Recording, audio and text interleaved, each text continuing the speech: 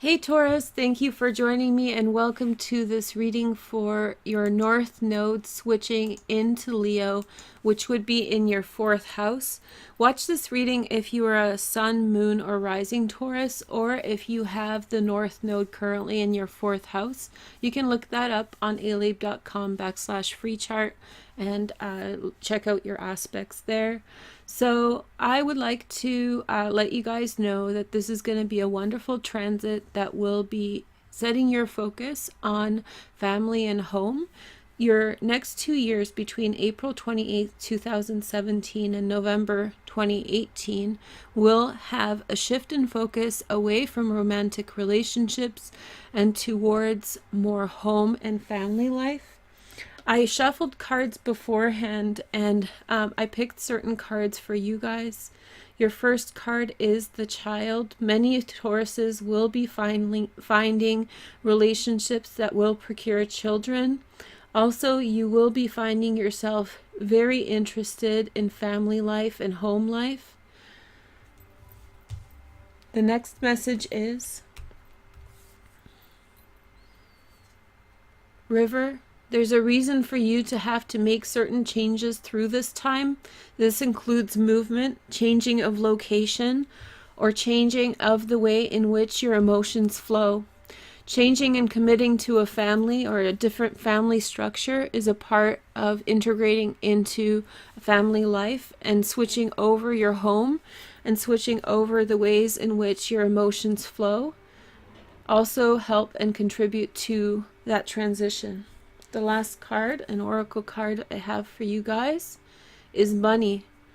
Find a way to abundance through this time by committing to something stable and practical. You will be committing to a life of abundance and prosperity through the securing of money and wealth. We'll take a look at some tarot cards in just a minute, but first let's take a look at the astrology to try to figure out what's going on over this next two-year period. As I said, the North Node and the South Node will be switching signs on April 28th in the morning at 6:30. This will last until November. For you, Taurus, the North Node will transit in your 4th house of family and home. This will put an emphasis on the direction of your life towards home and family. This will be something that you think about often at the forefront of your mind. There are 3 main periods for this time. That includes a general grand trine energy that I discussed in my Saturn retrograde video, so please go check that out if you haven't seen it already.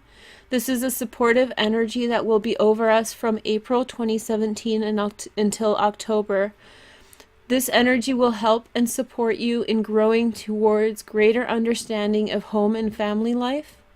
It will cause you to take on certain changes wholeheartedly as Saturn finishes its transit of your 8th house, and Uranus finishes its transit of your 12th house of spirituality.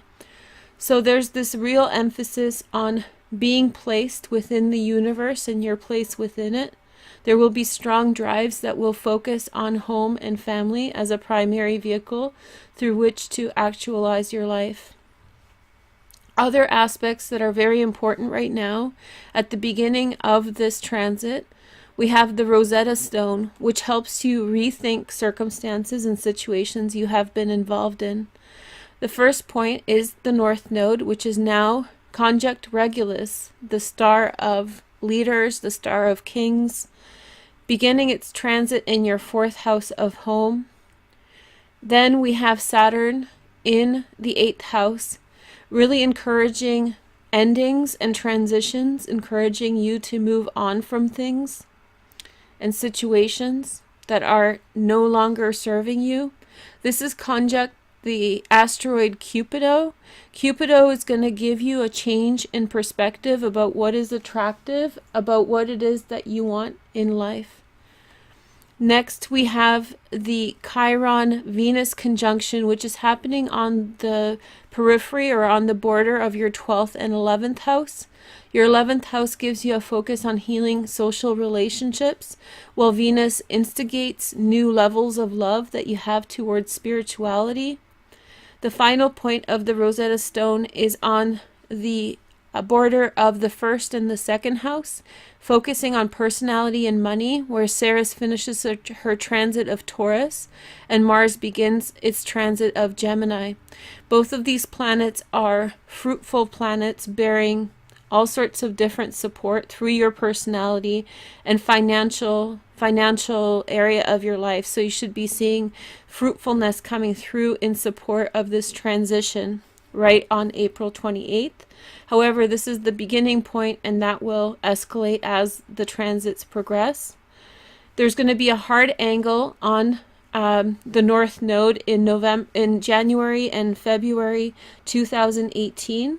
This hard angle will push you to the limits in order to redefine your home and family life. This will be a critical situation that may not be easy or straightforward.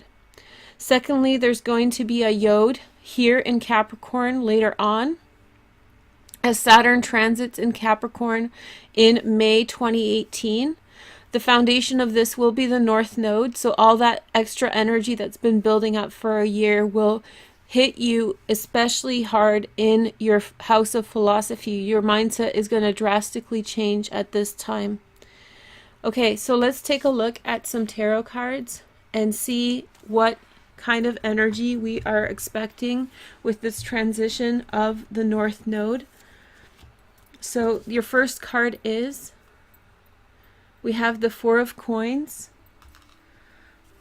issues to do with money. And then we have the Empress, issues to do with family, children.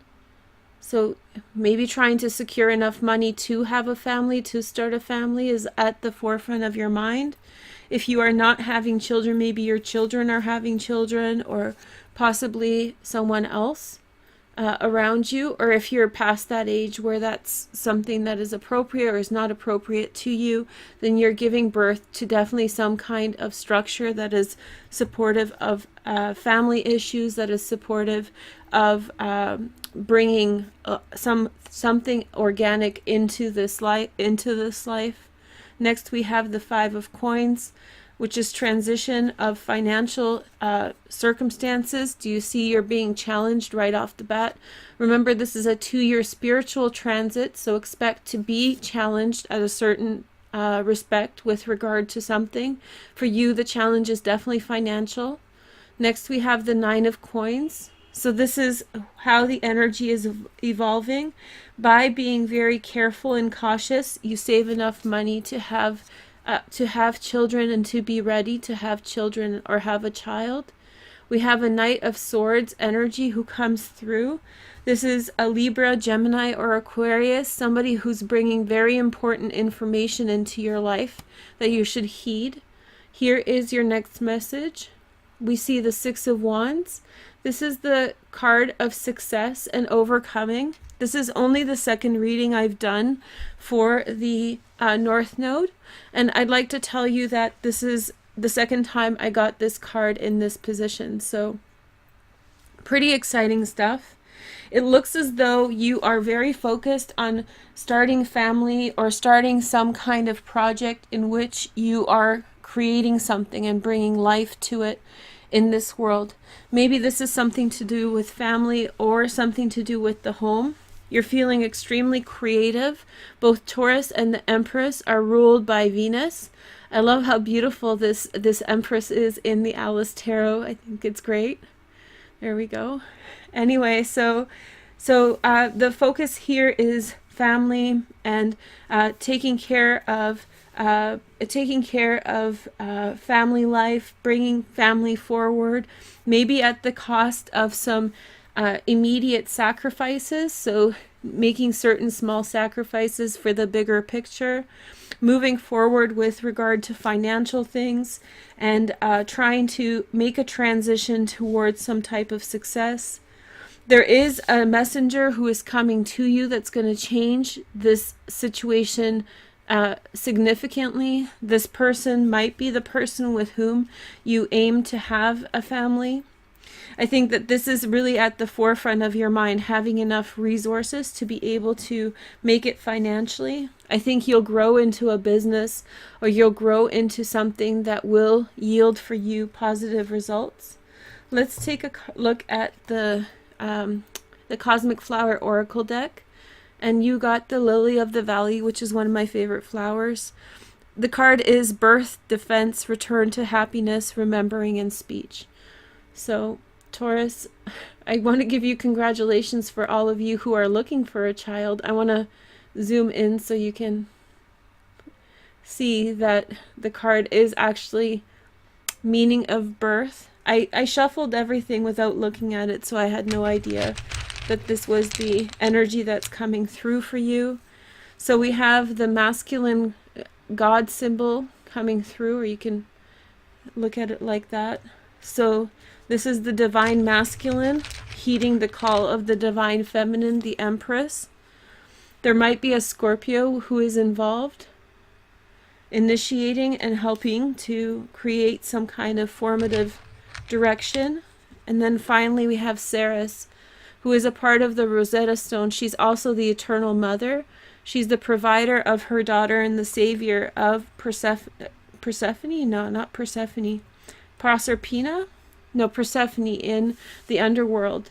So it's about taking out the urges from within and bringing them to the forefront. In the fourth house, if you have urges to start a family or restructure your family, this is the time for it. Also, restructuring your home and family life while taking things carefully and slowly. Anyway, thank you so much for watching, Taurus. I hope you have a wonderful transit into the North Node in Leo. I will talk with you soon. Please give me a like and subscribe. Thank you so much. Take care. Bye. Good luck. Hey guys, thanks for joining me and welcome to this reading for September and October. I'm going to pick what sign we're reading for. You guys already know this. I don't. This is news to me. You guys are the famous psychics. Let's see. Here is our element. So let's see who we are reading for today. So we're reading Taurus. Okay. Taurus is good. Okay. And we are reading Earth and Taurus. There's lots of Earth coming up over and over. Let me set it up to the side. Let's see we have a full moon in Taurus in October, so that's going to be something cool. You guys have to just bear with me for a second because since my computer broke, everything's like just berserk. So I just need to do something right quick, and then we are ready to go. Let's see. Maybe not. Let's see. I thought I had everything down. Do I have to restart again? You guys don't know this. Why is it not opening? Show them the money. Show them the money. There we go. Hi. Hi, Taurus. You guys almost got moved over. And now I'm going to bring up your astrology wheel. And then we're good. I think everything's in place to do Taurus with the earth signs. So we're going to take a look at Taurus and Taurus, Taurus and Virgo in your 5th house, and then Taurus and Capricorn. Exciting stuff. So first off, we're going to look at Taurus and Taurus.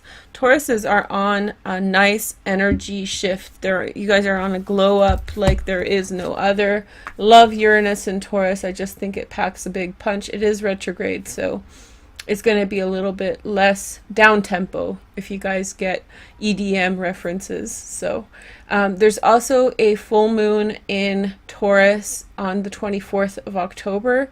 This will really bring your relationship with other Tauruses to a fruition, either to end or to carry forward. So congratulations about that. Okay, so we're going to pick 3 cards to define your relationship and to kind of consider.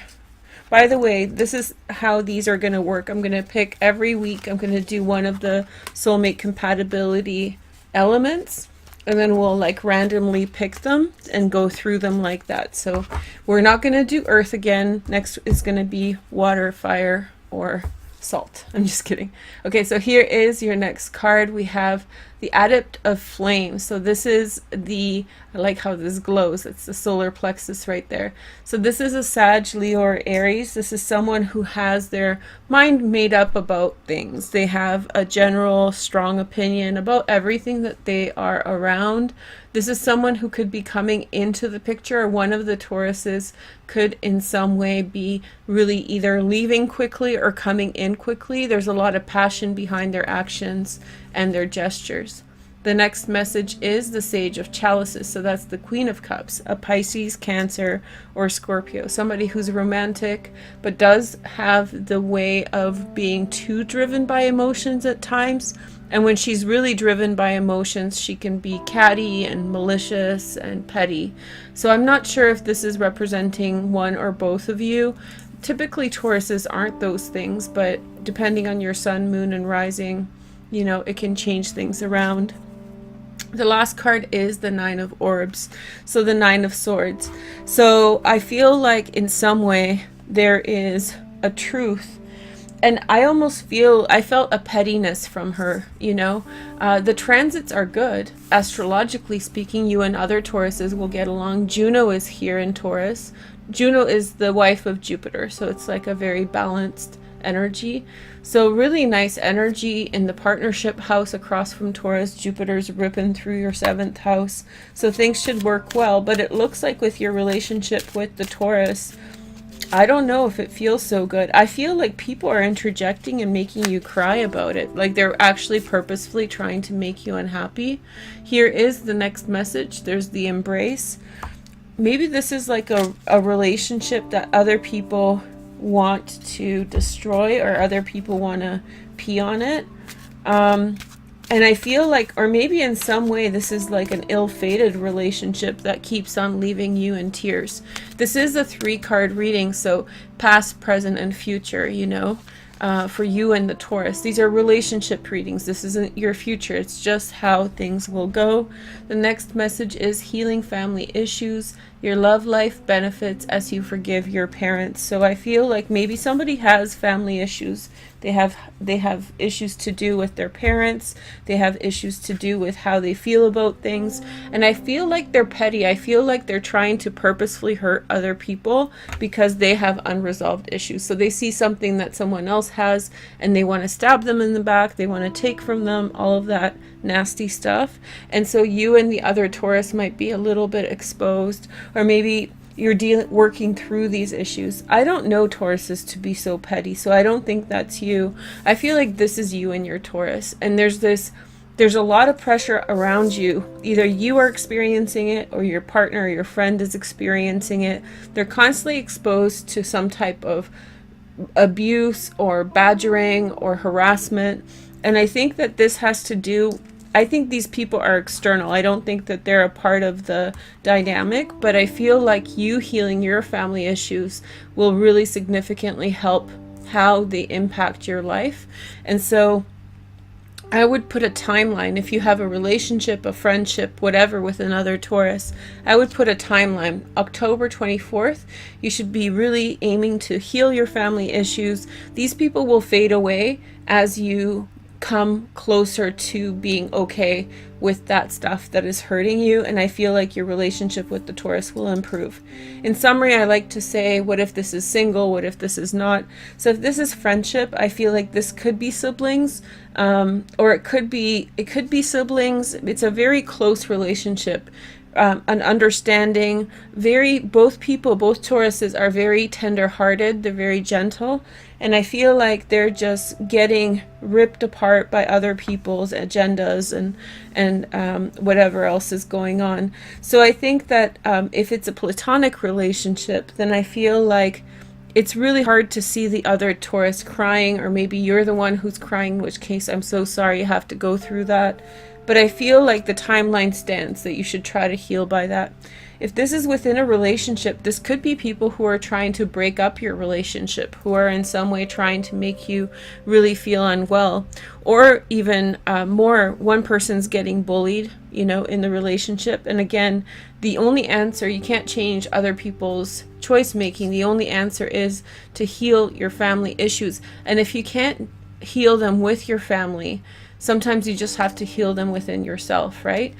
As a positive message, you can see a grand trine, a grand earth slash air trine, really on the cusp of earth and air here between, as the sun moves through Virgo into Libra, and Mars up here at the top of your chart, and Juno the asteroid. So I feel like there will be a lot of ability to cut through cords and move away from problematic situations. If you have a crush on a Taurus, if you're just dating or something, I feel like the friends are not really friends at all. If it's on your side, don't listen to your friends. If it's on their side, I don't know how you're going to communicate to them that, you know, they should really be careful of who they're listening to. But I feel like the friends are destabilizing the situation. Okay? So next we're going to talk about Virgos. Hey girl, hey.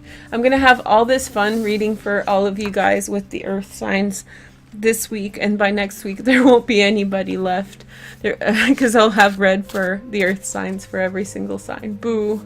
I'm a Virgo, by the way. Hi. So in terms of Virgo, there's really nice transits.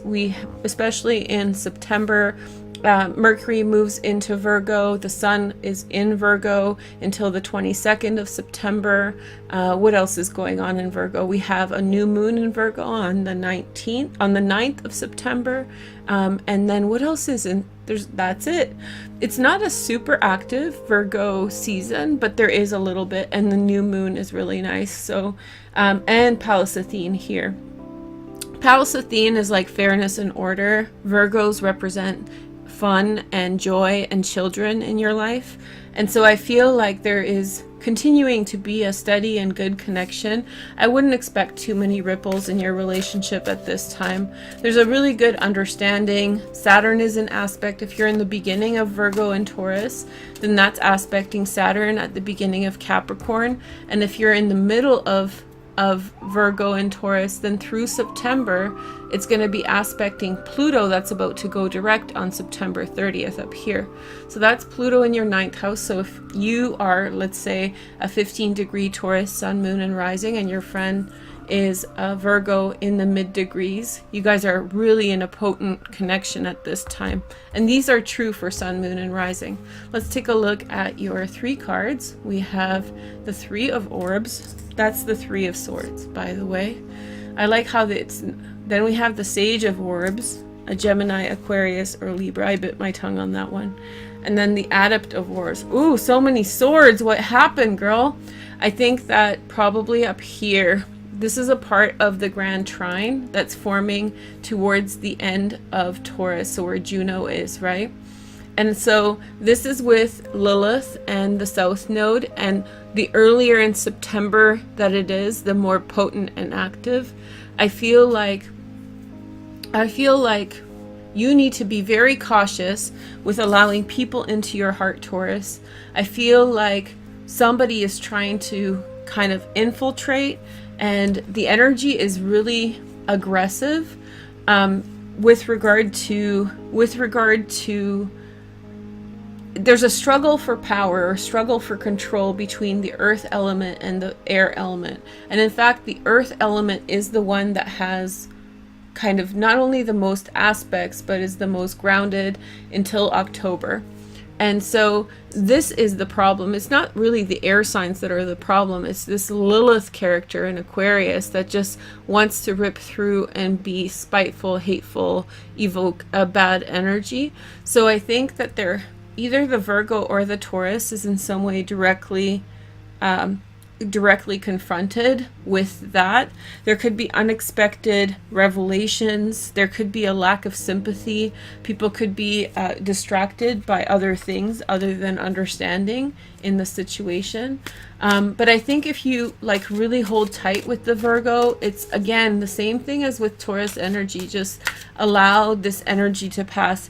This is different than Taurus with Taurus. With the Taurus on Taurus, it was more like they were bullying actively. This is more like this is the breakdown. This is the lay of the land. and you get to contend with it, or you have to contend with it in some way.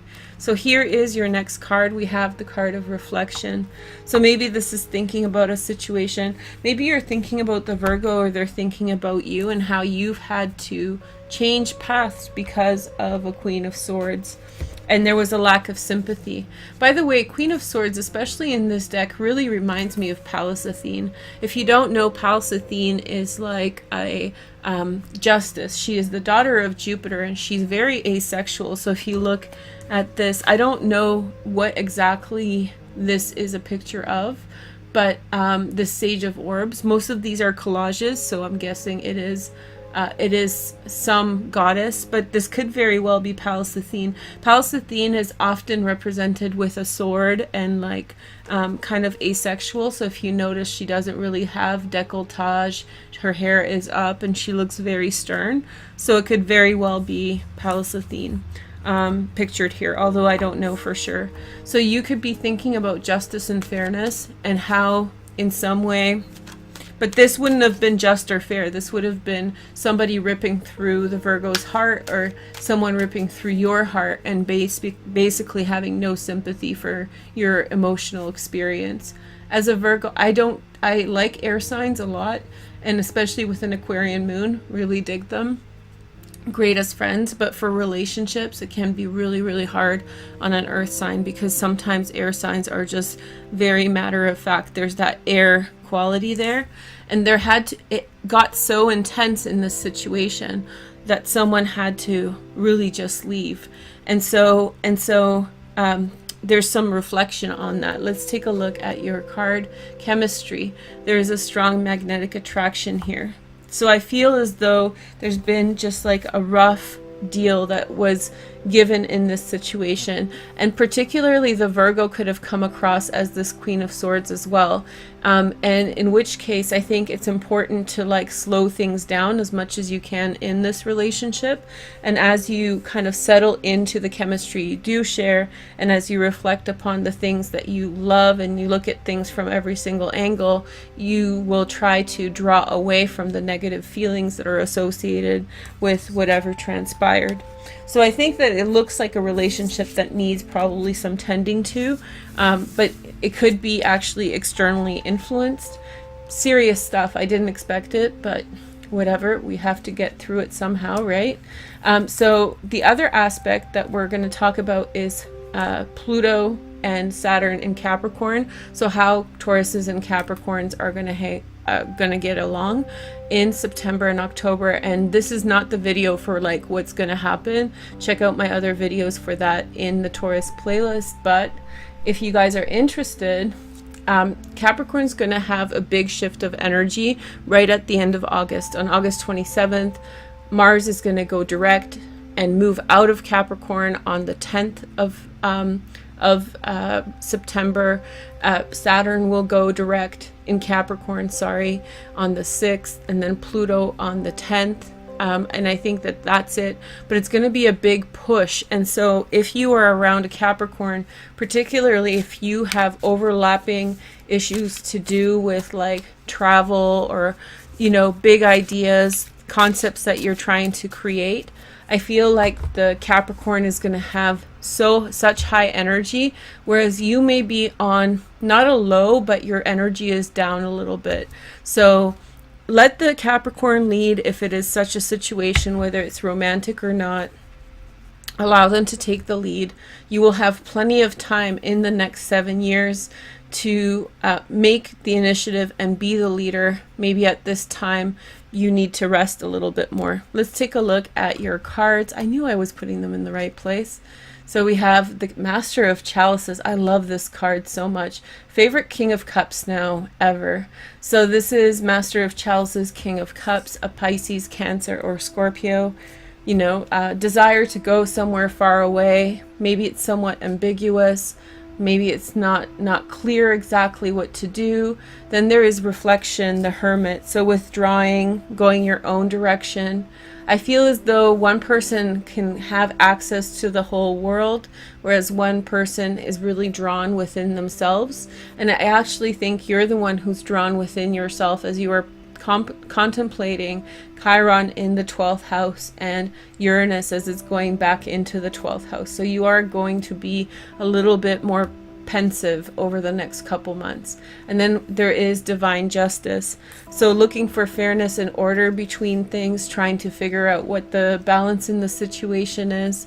I feel like the Capricorn will push forward in a good direction, and this is someone that you can trust. I don't think that this is a relationship.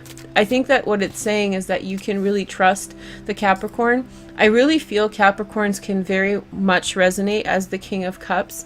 They can be extremely emotional, but in a different way, in their Capricorn way. And so in their Capricorn way. And so and I think in a certain way that there can be a sensitivity to the needs that you are experiencing. So I feel like maybe they're giving you space to relax, which is something that a lot of signs really struggle with. A Capricorn will leave you alone when you need to be alone. And as a Virgo, like, I know that my mom has a Capricorn moon, and when I need to be alone, she just instinctively is like, there you go, here you go. And then there's also the justice, which is called divine justice here. But I think fairness and order is coming into the situation. I think it's saying, like, trust the Capricorn, like you can let them lead, right? Here is the next message. So we have transience, which is the quick, and this is not going to last a long time in terms of how things are. It's going to last a couple months for you, which is not a long time in the grand scheme of things. I think that Uranus going back into Pisces and Chiron going back into, Chiron moving back into Pisces and Uranus moving back into Aries are going to last you through the end of the year, in which case you're going to really think about what you want, and the Capricorn will push forward. So it's really up to them and their agenda in terms of what they want to create. And I think that things will stable out. Worth waiting for. Divine timing is at work in your love life. So I feel like this is a nice relationship. If this isn't a relationship, if this is a friendship, this is a person who you can trust and find common ground with. I feel like whatever you guys are going through, you can really, whatever you guys are going through, I feel like you can trust this situation. Nobody's trying to hurt you. And the Capricorn is just super active right now. So they will be a little bit lit. They will be a little bit, spun out of control. But that's okay. And they have to set things right. In fact, here is a little tidbit. Lilith has been in Capricorn for 10 months, so they have a lot of things to fix for themselves. So if you're feeling like a little bit isolated, you're isolating yourself, and they may be focused elsewhere. So whether it's a romantic relationship, a marriage, even if you're single and it's a friend or something like that, you may feel the distance right now, but in part you need it as well, and the outcome will be positive. And this is just reminding us that it will not last a long time before everything gets reconciled and solved. So Taurus, thank you guys so much for joining me. I hope you enjoyed this reading for the earth signs. I know it took me a while to explain everything, but I had fun doing it. So let me know how you guys like this format down below. And if you want to watch the other videos, go to #VaroucheTaurus.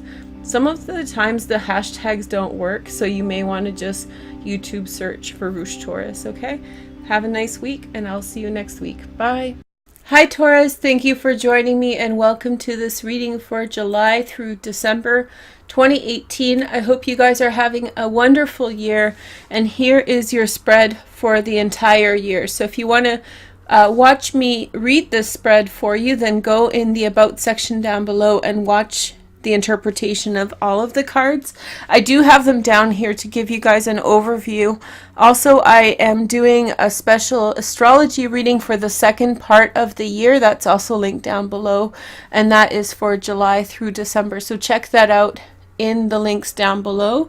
But as a big overview for what's going on in your life this year, there's an event that happens probably in the beginning part of the year, maybe by the second quarter. So maybe by March or April 2018, you'll be seeing the manifestation of some type of significant change or ending come through in your life. So by the time you're watching this, this is coming over and into a completion, and now you're moving past in a new direction.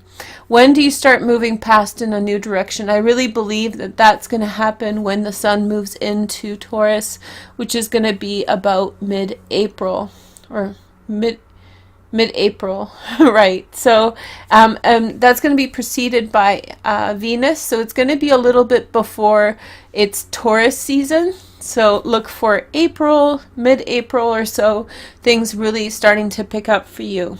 And so that's going to lead you in a specific direction with a lot of hope and opportunity and growth. And Jupiter will move into your house of change by November. And that's just going to increase the velocity and the intensity of this event happening in your life. And so expect things to improve for you in a great way. And for many of you, relationships become very important in the latter part of the year. So this reading is going to look at that as well as other things. The thing about this reading that was super exciting was this part here, which is your social life. You have 777, which is an angelic number of blessings. And so that is the main energy is the sun, and it's modified by the high priestess and the wheel of fortune. So what that means for you is that in your social life, there are key people and key players who infuse your life with goodness. Expect that to start happening in your life as soon as the transits start rolling through Pisces. So you can watch my videos for when that happens with Mercury or Venus, but definitely we're looking at probably February through March, this kind of infusion of love into your life, hope, opportunity being given to you by people around you.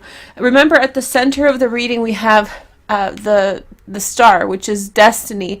This really is a year about destiny for you, and it's going to guide you to the Emperor and to exactly where you need to be in life. So just trust that the direction that you're going is a good one. Trust that this is exactly what you need out of life, and life is going to provide you that support. Just as a reminder, the chakra here is the heart chakra, or the Yam mantra. So watch the first video in order to have a review of that. So I did do one more other reading on Instagram late last year, and you guys can still check it out. It was a post on Instagram using the horoscope spread. Many of you guys know that spread. And so what I did was I went into each of the houses of the horoscope spread, i.e. each of the part of your life, and then I did a separate video for each of the houses explaining to you what was going on in that area of your life. So if you're interested in that information, it's either on Vimeo for rent, in which case thank you for renting and supporting me and the channel. And if we've reached 500 hearts on Instagram, then some, if not all of those videos will be released for free on YouTube. So if you don't want to spend the money and you want to see them for free, then go to my Instagram, which is also linked down below. All this stuff is in the About description section. And go and click through to either Vimeo or to the Instagram post and get that information. So that's a full horoscope spread with a specific video for each house in your chart. So I was a little extra. I kind of overdid it. But anyway, so today what we're going to do is we're going to use the Tarot of Dreams and the Cosmic Tarot to clarify. This is a reading just like the December 2017 reading that I did for your sign. I'm just double checking that I have all the information that I wanted to share with you today. I think that's it. Wow, we got through it. Okay. I make so many mistakes that every single time I do a reading, I second guess myself. Okay, so why don't we use the Tarot of Dreams? This is the higher arcana only, and this is a reading for you for the latter part of the year. specifically July through December. Now, I'm not a stickler for specific dates, so if you're watching this in June and you're like, that makes a lot of sense to me, then you definitely want to, you know, use that energy. You want to use that energy moving forward, okay? Okay, so let's take a look at your cards. And I'm shuffling. Now, this is the entire High Arcana from the Tarot of Dreams, which means that you'll see every single card come up, including the Devil and the Death card. So please don't worry as it does. And I'm not going to hold each one up so close for you to see. If you want to see it more closely or see the detail, just Google it, or better yet, get yourself a deck. Your first card is the Last Judgment card. Powerful position. This is akin to the Magician card, so you are having this wonderful energy right off the bat. The next message is the Chariot. Okay. And then the Emperor. Okay, that's interesting. This is a little bit Joan of Arc action here going on. And then we have the next card, which is the Moon. Insight and intuition guide your way through this latter part of the year. I don't know if I mentioned this, but I did do an astrology video. I think I mentioned that at the beginning of the video for July through December, and that's linked down below. I will be making comments about the astrology for the latter part of the year, but I'm not necessarily going to be showing the chart to you guys. So if you're curious, maybe before watching this, you may want to watch the astrology video, and it's comprehensive, only 10 minutes long. Here is the next message, the Death card. Okay. This is the Strength card. All right.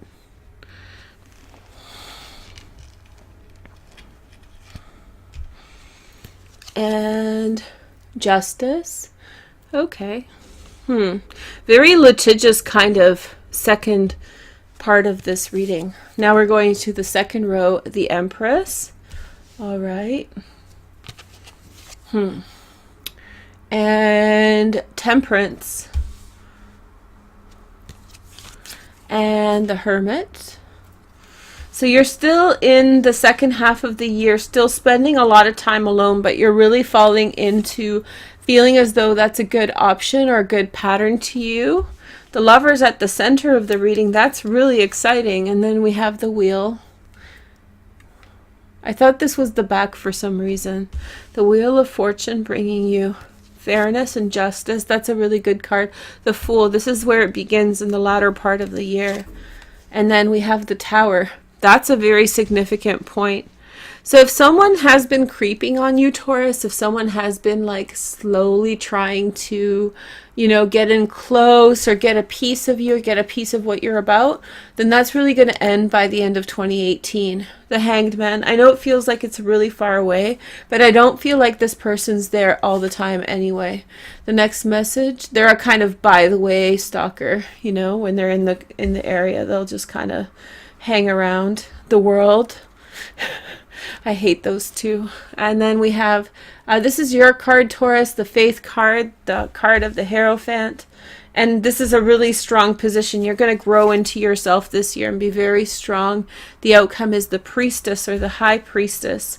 Very good card for that position. The Sun. Wow, this is like a double whammy here. I think that in the latter part of the year, your life really picks up. And then we have the Magician. Okay, and then the outcome is the Devil. Okay, Devil, Tower, Justice, the destruction of the stalker. Okay, cool.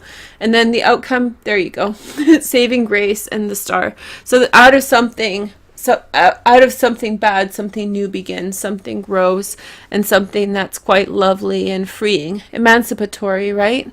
So there's a freedom that is reached, something that you have been deserving of, and something that's been a long time coming. So, okay, so let's take a look at the spread. The primary concern for the latter part of the year is love. So you are very focused on love, or maybe a Gemini person who's very important to you in your life. This is about overcoming challenges by being honest with yourself. You will be bringing things in from the world abroad, so like expanding your horizons, bringing in different approaches to things, different philosophies, different ideas in order to diversify your portfolio with regard to how you approach things. The next message is that you are empowering yourself to move forward in many directions. There's a great change and transformation that is happening around you. A big part of that comes from sitting within yourself, meditation, prayer, focusing on the direction that you need to go in. Okay?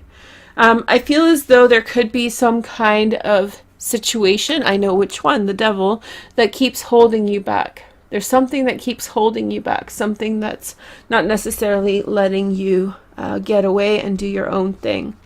And I feel as though for a long time, you felt as though it was acceptable and passable, something that you accepted and was willing to live with. This could even be your child, a child that you were choosing to continue to take care of, even though they may be an adult, or maybe they were they should be self-sufficient. But you've been self-sacrificing, and that's become your kind of what is the word? That becomes your ball and chain, right? So your restriction. And I feel as though it's important in this lesson for you to recognize the good thing that you're doing and how that is turning into a responsibility that is not healthful for you or the other person anymore. And now you've gone into the stage of enabling, participating in codependency on your end of the bargain. Okay? And then, so this is all about recognizing within yourself how easy it is to break forward, break through commitments that you've made to yourself and others. So the Fool here, the jester, is just a moment away from breaking free from his cage. He just needs to make that choice to leave. But by fear or by, a busy mind, he's not able to break forward. And by the way, the tower is called the Tower of the Devil. Not necessarily, it used to be called, some people refer to it as Tower of God, but it's actually the Tower of the Devil that's being shattered here, which means, because the Tower of Babel was not necessarily such a good place, but it's a contorted metaphor, and what it represents is the things that are not forthcoming to us, from us, need to be replaced by healthful things. And it's funny how I repositioned the star, and that lightning strike is coming straight into her picture, and she is it's almost like a new universe is being formed at the end of the year. Now, these cards are very powerful at the end. There is going to be a large life event that happens for you or to you at the end of 2018. If you're waiting on a divorce, that's going to go through. If you are waiting on some other legal decision, that's going to finalize and come together at the end of 2018. Okay, so let's take a look more at this section, and then we'll work our way forward. So we already talked about some kind of sacrifice that you were making for another person. At first it was noble, and then slowly as you continued, it started losing its purpose. It started losing its gallantry, and it started becoming something that is quite restrictive, or possibly limiting, or maybe the judgment is turning around on you, and it's saying, oh, you think you're such a nice guy or girl, Taurus? Well, look at it from this perspective. So life is challenging you to take a look at your own, how do you say this, at your own ambitions for being generous. And I know that's really funny because there's not enough generosity in the world, but the world is giving you some kind of challenge. It's saying, think about how your behavior is enabling a situation. Think about how maybe it's spent its time, and how you require the type of attention that you're giving towards someone else. So I think that this starts off the year, you're way past that now, and now you are moving into a much more directed place, and we'll talk about that then. But there was a synthesis that was going on at the beginning of the year, in which you were really trying to mold and meld together different facets of the things that you wish to achieve. Now, that was a lot of work, and it required a lot of personal time, a lot of separation, trying to figure out exactly where things fit and how. You had noble ambitions. You were almost, how do you say, idealistic, trying to push forward towards your goals. I think that matriarchy was a huge aspect of your life. Matriarchy is the leadership of women. Either you were in a position of power, or possibly women around you were the dominant players in the environments you participated in. And I feel as though you had felt alien from that situation in one way or another. It's not that you resent women as leaders, but it did not feel necessarily like the right thing or the right situation. Okay? And so I think that you drew away knowing that it was not the right situation for you, and then spent some time in kind of reminiscing or trying to identify within yourself a direction that would work well for you, right? So 50. And then through doing so, you identified within yourself things that were of value to you and things that were important to you, recognizing the direction that you were meant to go, right? So it's insight and intuition about which alignment, which philosophical alignment was the right direction for you to go. Connecting with spirit, connecting with practical learning, and empowering yourself. All those things were the key step that you took probably in the last preceding months. So like maybe May or June, etc. Okay? And then in the present moment, what we're seeing, or the main core energy, has to do with alignment of family and raising the importance of family relationship, trust, joining together towards a common goal, and moving forward in new directions that are more communal or more organized, maybe going back to a relationship. Definitely if you're married, your marriage is very important at this time. That's the primary thing that you are preoccupied with. If you are in a very stable relationship, it could feel elusive still. You could feel like there are other things that are in some way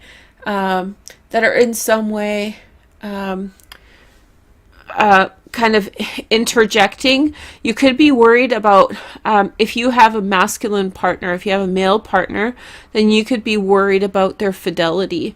And so this is something that you're working through. Maybe there were issues of fidelity in the past. And so I feel as though you're trying to search your intuition about the nature of your dynamic together. Now, if you're the male partner, I feel as though you are in a certain way feeling maybe tempted or wondering about where your relationship is going and whether this is the relationship that you want to invest your time and energy into for the long term. I think you know that you want to invest your time and energy into this relationship. However, I do feel as though that is complicated by other feelings, other ambitions, and also kind of psyching yourself out about the way the world is, and not necessarily believing that this is a direction that will get you to your other goals. You feel overwhelmed, in other words. I think that you feel a little bit overwhelmed, overstimulated. You feel as though it's a very kind of big thing to make decisions on, and you don't necessarily know where to confirm or commit to yet. So I feel maybe some of that is a part of this current energy that you're wrestling with, and you're trying to search your intuition, search, the understanding of your partner or your relationship, of whether it is solid enough to pursue. And so for some of you, I'm going to jump to the end here. The answer is that the relationship is meant to break down. But for others, it may actually be the act of overcoming your doubt or your partner's doubt. That is the purpose. Whichever step, whichever road you end up taking, the outcome is the star, which is destiny. It's soulmates, aligning yourself with the ideal partner and beginning the right phase.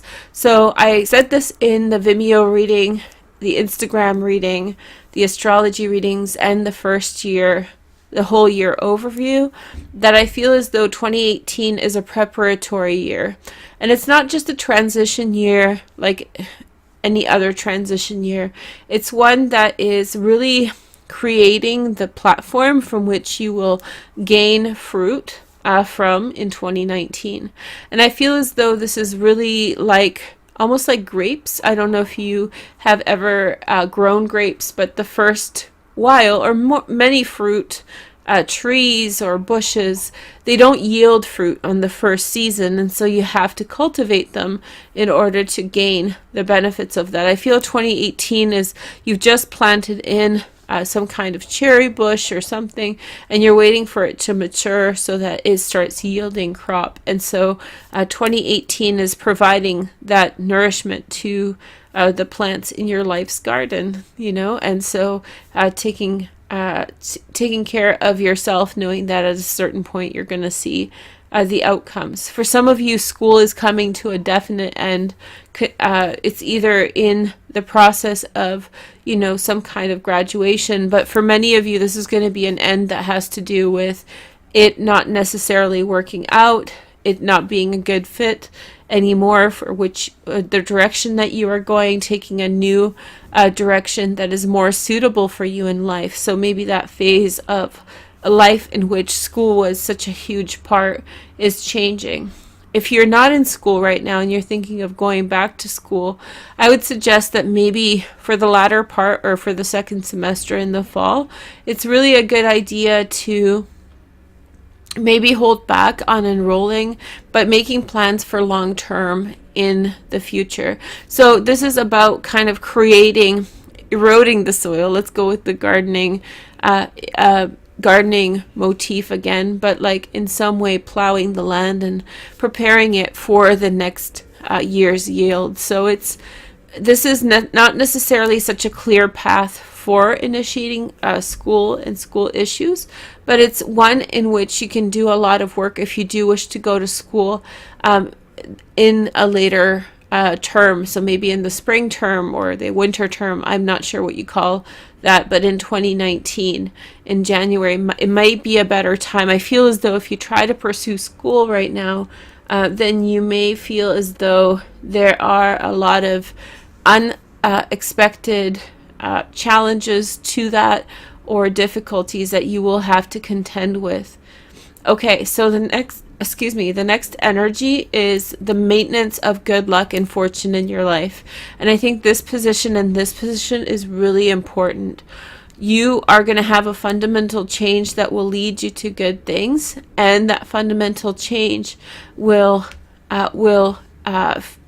get you away from any kind of darkness that you're enmeshed in, any kind of limitations. I think that there's possibilities that are coming in for you that are freeing and soothing, and I think they're leading you in good directions, and there is a lot of hope. Here we see a new beginning starting for you, and I feel as though the new beginning happens right before the tower. So the new beginning starts, boom, and then the tower happens, total change and transformation, and in that you find a soulmate, you find a twin flame, you find the right path that you are meant to go on, and boom, right at the end of the year you have that consolidation. But first, what must happen? You must make a very critical decision. This is the Magician here, and the Magician is informed by a Strength card. This could be a Leo person in your family who's informing you of some really big truth, or maybe you are identifying with your family truths and knowing how to finally move forward on a situation or circumstance. Regarding matters of justice and overcoming, you are now ready to persevere. You're going to look straight into the windows of that tower, and inside those windows are the scariest things that you can imagine for yourself. So it's really an act of bravery that you're called upon in order to tap into at the end of the year. You'll feel as though there's great limitation on you in life and the directions that you wish to go, but I feel that that's the moment where like an angel comes through, or like a saving energy that is in some way ready to bless you and give you hope and take you in a better direction. So you are going to have that moment of the knight on the shining horse come through. So this got really long, and I hope that it's okay because it became a very robust reading, but I do have the Cosmic Tarot to clarify for you. So why don't we take a look first at the Death card here, okay? Taurus. I feel as though you're getting much more empowered this year, and in particularly the latter part of the year. So this is the moon, which is right beside the moon. So we have, you know, kind of hidden feelings, hidden agendas. There are secrets that are being kept that you don't necessarily know about. And I think as though you're shy to show who you are to the world, shy to show what your agenda is. And here we have the Devil come through. So there's definitely some kind of energy that just popped up. I want to place this. It feels like it should go here. That there is some kind of energy that is duplicitous or maybe darker, or maybe you're dealing with some kind of energy that wants an influence upon you. It wants to limit your freedoms, limit your possibilities. We have the Tower, which is the Knight of Swords, a Gemini, Aquarius, or Libra. I feel as though this is a necessary step to break through and break away from circumstances that are not good for you. The Star is the Four of Cups. Something is being offered. So there's definitely going to be something offered to you in a moment of need. And let's see, the Devil. And the Devil gets the Tower. So let's see what's... Wow, so a real destruction, a real turmoil, a real breakdown of some kind of order. Let's see. Six of Swords.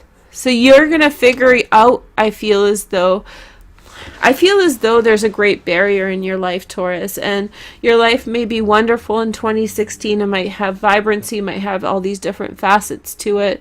You might have great happiness and joy, and yet something's holding you back. And I feel as though that's a prior commitment, something that you have promised to be.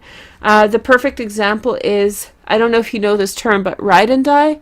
So when people think that they are a ride and die, which means that they'll like be with someone until they'll have fun with someone, and then they'll also die with someone. So it's like a loyalty thing, and people get kind of caught up on that idea, and they forget that if a situation is toxic for them, they should not stay in it. There's loyalty, and it's almost like saying that you've offered up your heart on a platter, that you've made that commitment to someone, and let's say that they're not doing anything for their life. Let's say that they are completely abandoning their responsibilities and their trust in the situation, and they're just sponging off of you. And if you're in that type of situation, which it really feels as though you're with someone who knows that you are loyal and is riding you out for every single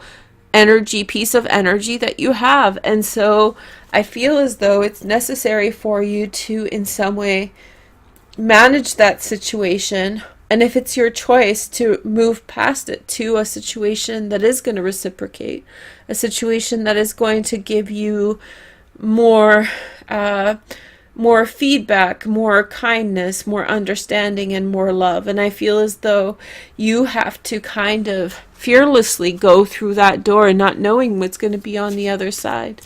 I feel as though there is something or someone with whom you have a great conflict. It could very well be the Prince of Swords, a Gemini, Aquarius, or Libra. And this person has a mean streak. They have... See, the Devil comes through. The devil, and this is closely tied to the Devil as well. And so, and with that comes the Tower, the destruction, and then obscuring. So it's the moon. So there's like obscuring of vision, and then there's like limitations that are caused as a result of not being told the entire truth, and that leading to things crumbling and not working out. So be really cautious in the latter part of the year with whom you build trusted commitments, because Taurus, it looks as though maybe some of those things are not necessarily as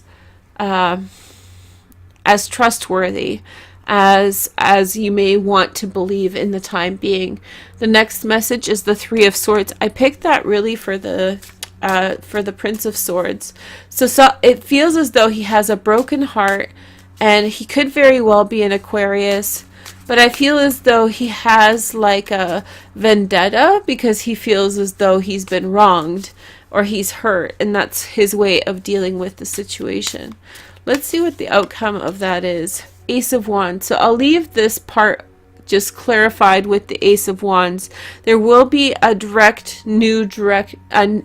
will be a clear new direction for you to take, enlightenment in a direction that will be much more suitable for you. Let's clarify the Wheel of Fortune. We have the Seven of Pentacles, and this has to do with long-term investment, saving up of money, investing towards something bigger, being careful, taking your time. Whatever it is that you're kind of piecemealing together throughout 2018, and a lot of it is done on your own personal time, is going to manifest forward. And right at the end of the year, it looks like there's a challenger to that saying, no, Taurus, this is I'm going to hold you back still some. I'm going to still hold, and you're like, heck no.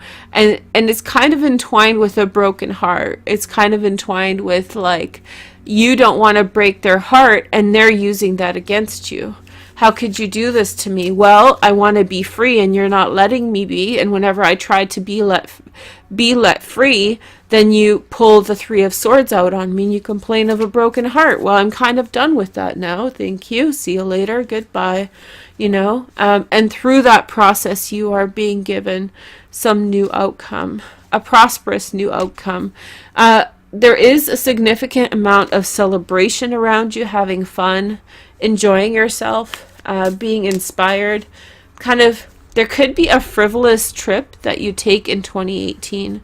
A frivolous trip means like a trip just to go somewhere in the world that doesn't really have a reason. You're not going to see your in-laws, you're not going for a wedding, you're not doing anything but just being ridiculous.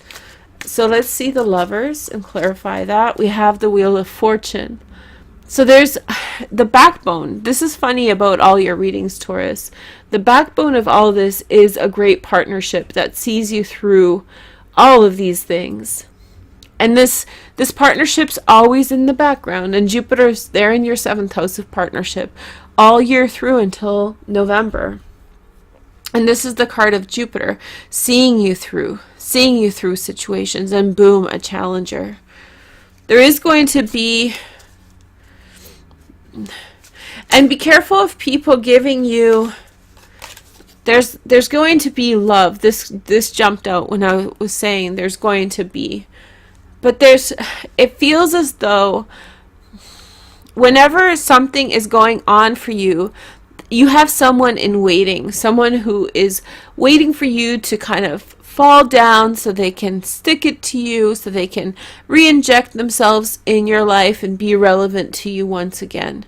So it's just someone who's waiting, who's trying to in some way perpetuate a relationship that you see as ended. And it really feels like, I made that joke of a stalker, but it's low-key stalking. Now, I don't think you guys are going to be harassed and stalked or something terrible like that, but it's like low-key stalking, that kind of like always available, someone who's always available, who's always going to in some way come to you, and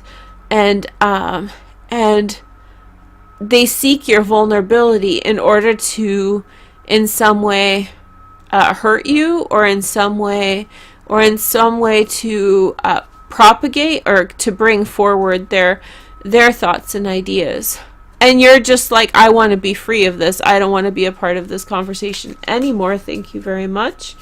Here is the next message. We have the Two of Wands. Now this is, you see perspective. I don't think that this is good. They're going to try you, but they better not try you because you're bringing the wand. Hey girl, hey. Yeah. So what that means is that if somebody's going to try you yet again to hold you back in a situation or circumstance, Taurus, and I feel as though with kindness and love, you're going to shut them down. You're going to shut them down and you're going to move forward in a better direction. And it's to do with self-love, because this person's not bringing any love. They're just opportunists. They're just like, well, this is convenient, so let me do this. But we have the star come through again, maybe in this section or this one. Family, love, overcoming. Trust your North Node. The North Node is going to be in your 4th house this year, and then in November in the 3rd house, communication.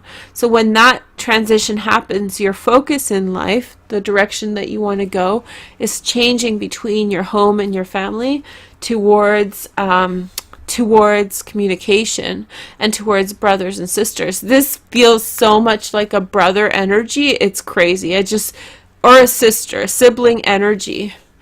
So be careful how you share your thoughts and ideas to a sibling.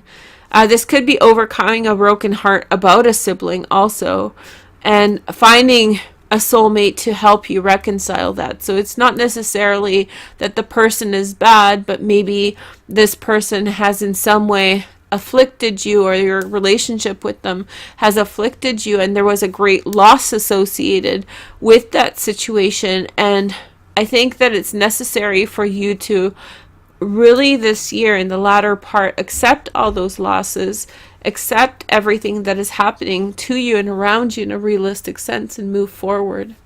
Anyway, I hope you guys like this reading. Thank you guys so much for joining me. And yeah, I hope YouTube's still around in July when I post this. But yeah, Taurus, thank you so much for everything. I hope you guys have a wonderful July through December. And thank you again. Take care. Bye. Hi Scorpio, thank you for joining me and welcome to your Lenormand reading for November. I'm super excited. I'm reading with the Dreaming Way Lenormand, and I have the autofocus on, as you can see. I'm excited. We'll see if it works. Okay, so let's take a look at what's going on with your reading. Please make sure to like and comment, yeah? And also all your other readings. It turned out to be 2 other readings you get for free on YouTube. And then if you want a bonus reading, that's on Vimeo.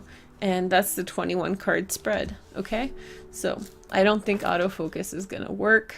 It's just too much action. Too much action, Jackson. Okay, so let's switch that up. Hold on. I have no idea what Action Jackson's from. I'm thinking an 80s movie, because I have no reference for it. If somebody knows, tell me, because I've been saying it a lot. Something from when I first came to Canada. Okay, so let's see your first message. So we have the cross as the first card. So there's some kind of heavy burden or responsibility that you are attached to, or that you have to see through. You feel very motivated by seeing something through to its conclusion, or to seeing it through to what you have promised. You're really by your word, sticking to your word, and you feel it's important to do so. Good for you. And then we have the house. So maybe this is a contract with regard to your house. Maybe this is something that you have in some way kind of signed for, and now you have to see it through. It could be a lease, or it could be some kind of informal agreement or arrangement that you've made with someone else that is giving you a lot of responsibility towards the house or towards your circumstance, and trying to find your place within it. The next message is the mice. So I feel as though you're tied into something in and around the house.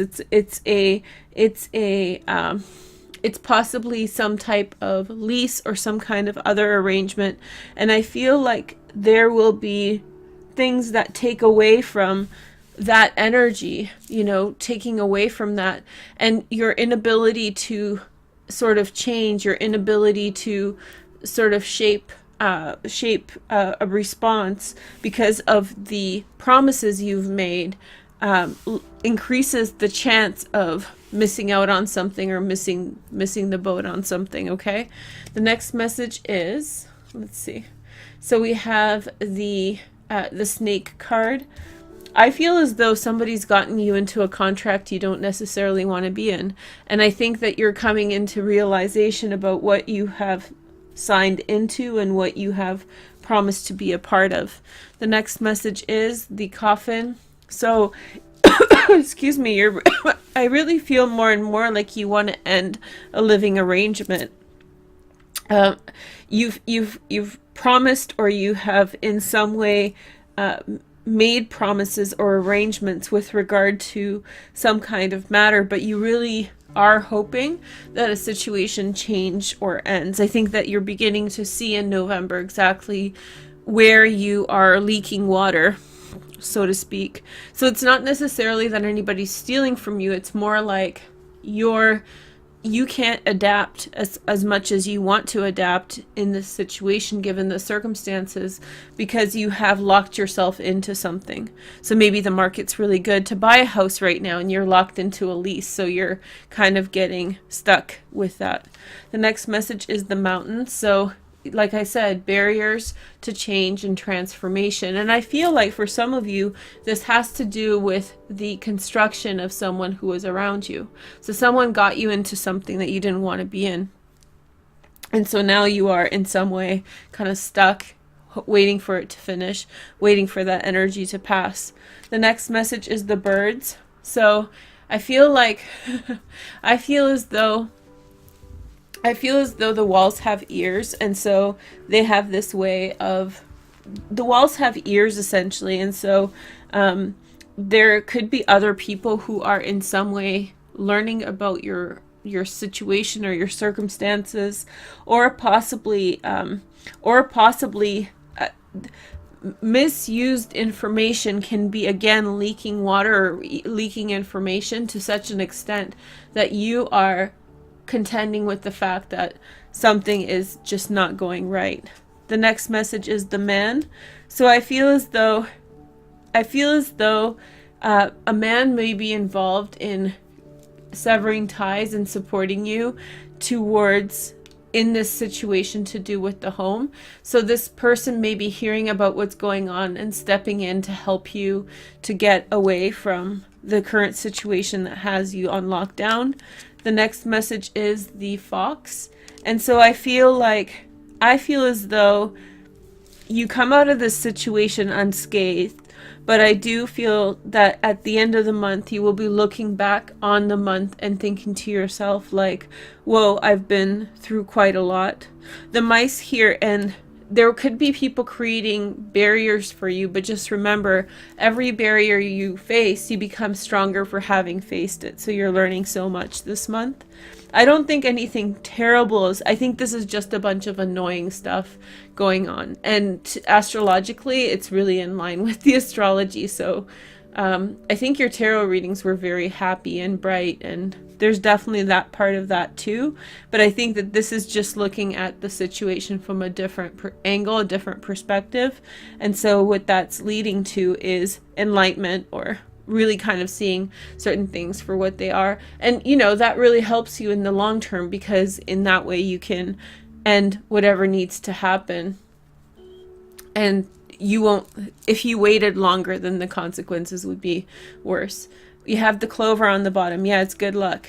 You know, it doesn't look like good luck and it feels annoying, but I feel like making wise choices about where to end, where to stop things, and looking forward towards the future.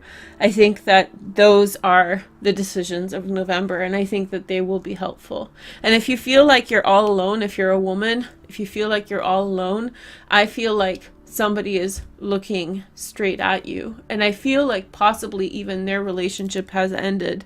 So there could have been someone with whom you didn't start a relationship because they were involved with someone else, but it may be that, you know, their relationship has ended, and now they're looking towards you. You're not a homewrecker. You just essentially found yourself in you met someone at the tail end of their relationship, and they finalized it, and now it's going to be a matter of time before you come together with that person. Or if you are a man, then you're looking towards someone. You just need to finish up whatever circumstances. If you're a man watching this, then the person you're what you're kind of scoping out, or the person you're interested in has a lot of things going on, so you have to be extra sensitive with regard to their situation. Okay, thank you guys so much for watching. Oh, and I'm so sorry if this is gendered for heteronormative, so if you can switch the genders and place yourself in it for any type of relationship, whatever you feel comfortable with. Okay, thank you guys so much for joining me. Have a nice day. Take care. Bye. Guys, thanks for joining me. Welcome to this reading for December 6th or 7th, which is the new moon in Sag.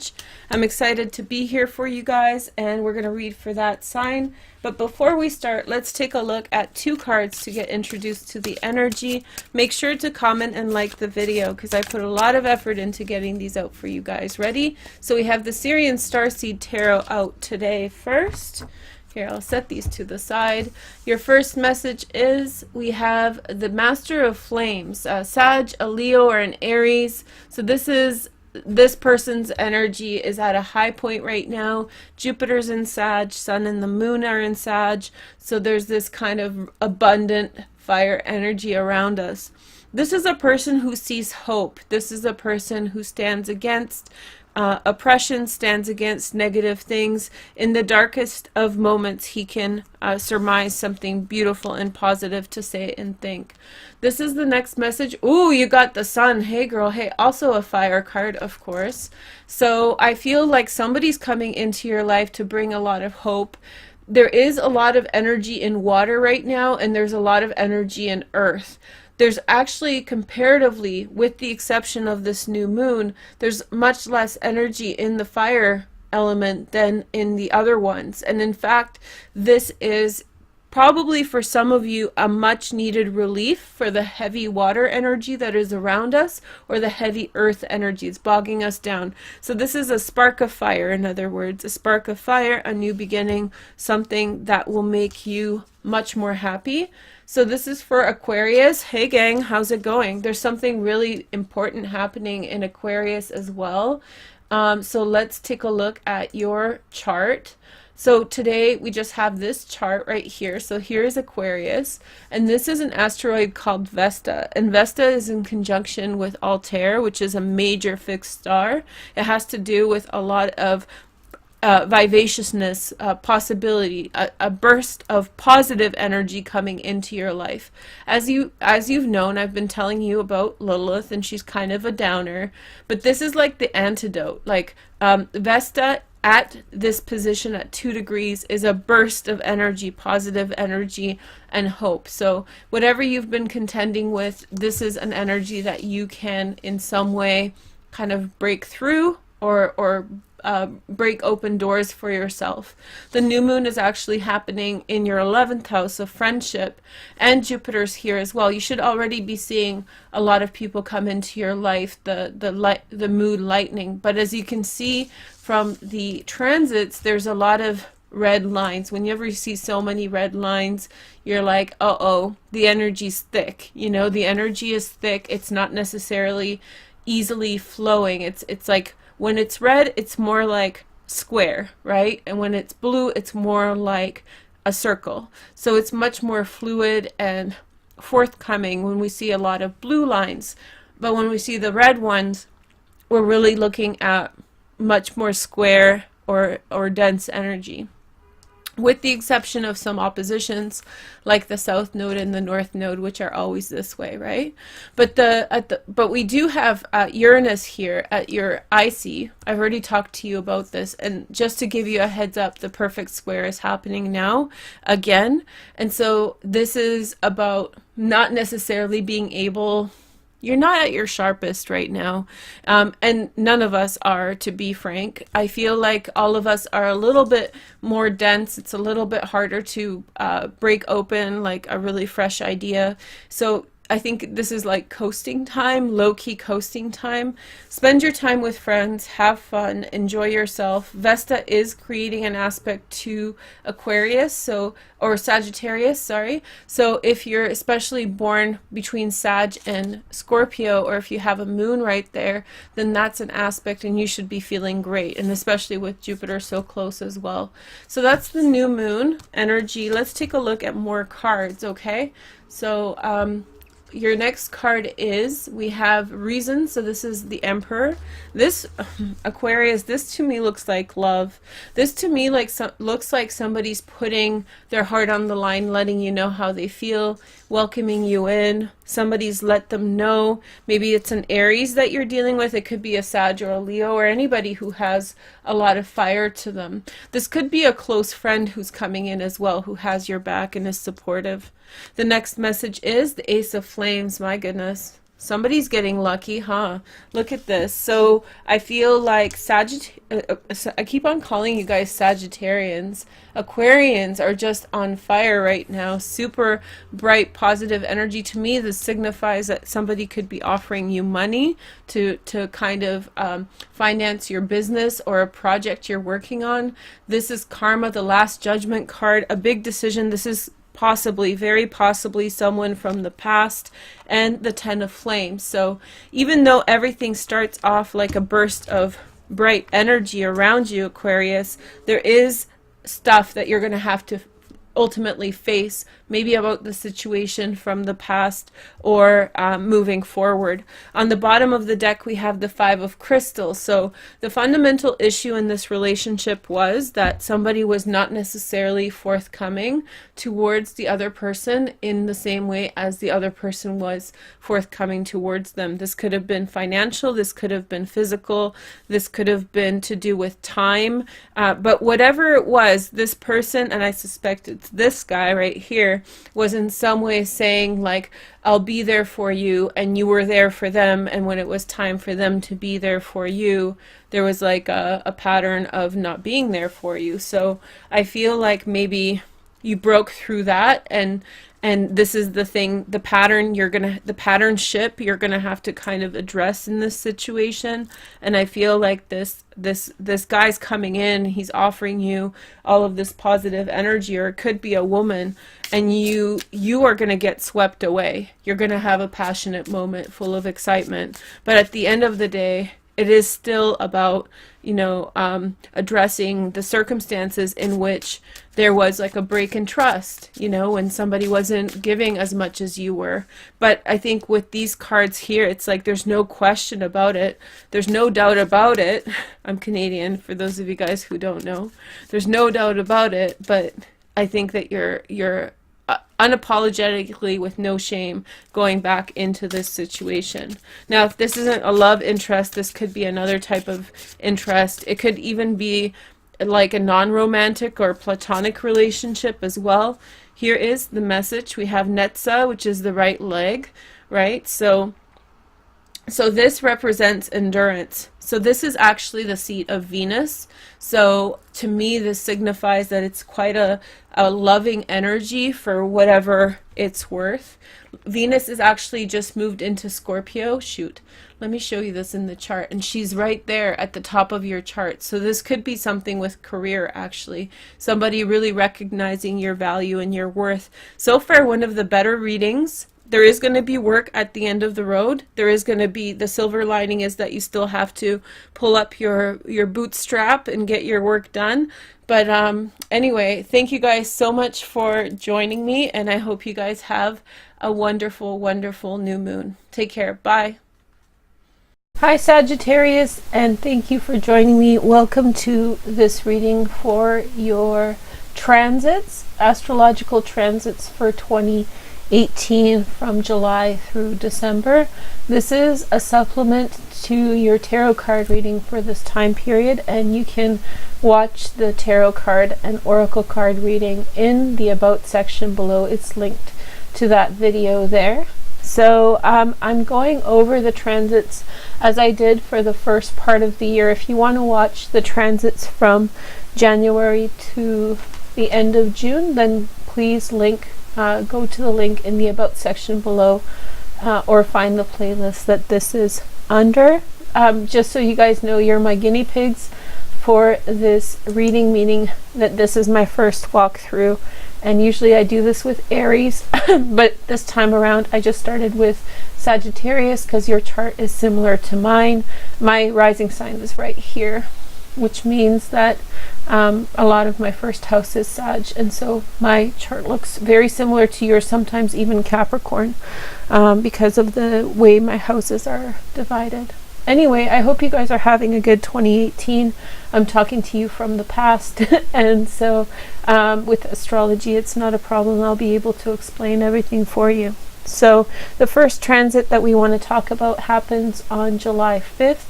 This is Chiron going retrograde in your 5th house. Now, Chiron is going to go into Pisces through this transit. The retrograde period is really long. It lasts half a year. It'll end on December 9th.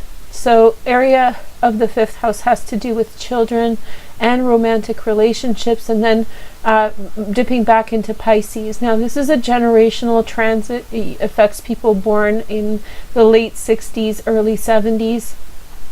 So if you're born at that time, you're having something called a Chiron return, and so a lot of the healing needed in your life will be happening in these areas of your life, in home and romance, but mostly to do with romance now, having fun, optimism, your feelings and energy, creative endeavors, inspiration, leadership, also children. This is the house of the sun, so it's closely associated with happiness. Okay, so next on July 10th, this is a map for July 12th. We see Jupiter going direct in Scorpio in your 12th house. So when Jupiter goes direct now for the next few months, you're going to have a bit of a harder transit again. That's going to call upon you to address the issues you haven't dealt with before. Now you're getting ready for Jupiter moving into your 1st house. So this is the preparatory time. It closes out the last 12 years of your life and prepares you for a new beginning. I'm super excited about this transit because Jupiter will be moving into my 1st house as well. I think that's pretty much as good, if not better, than Jupiter in the sign of your sun. There's some kind of points to be said for both transits as being good, but I'm pretty excited about Jupiter moving into Sagittarius in November. We'll talk about that in a minute. But for now, Jupiter is going to go direct in your 12th house, putting pressure on you to address the past. And at that same time, we have that beautiful grand trine. Now, this is just one day because it involves the moon, but it is going to feel very beautiful, and it's going to feel very emotional. And that emotional awareness is going to come through on July 12th. We'll talk about that more in July. And so we have the new moon, a partial solar eclipse happening in your 8th house.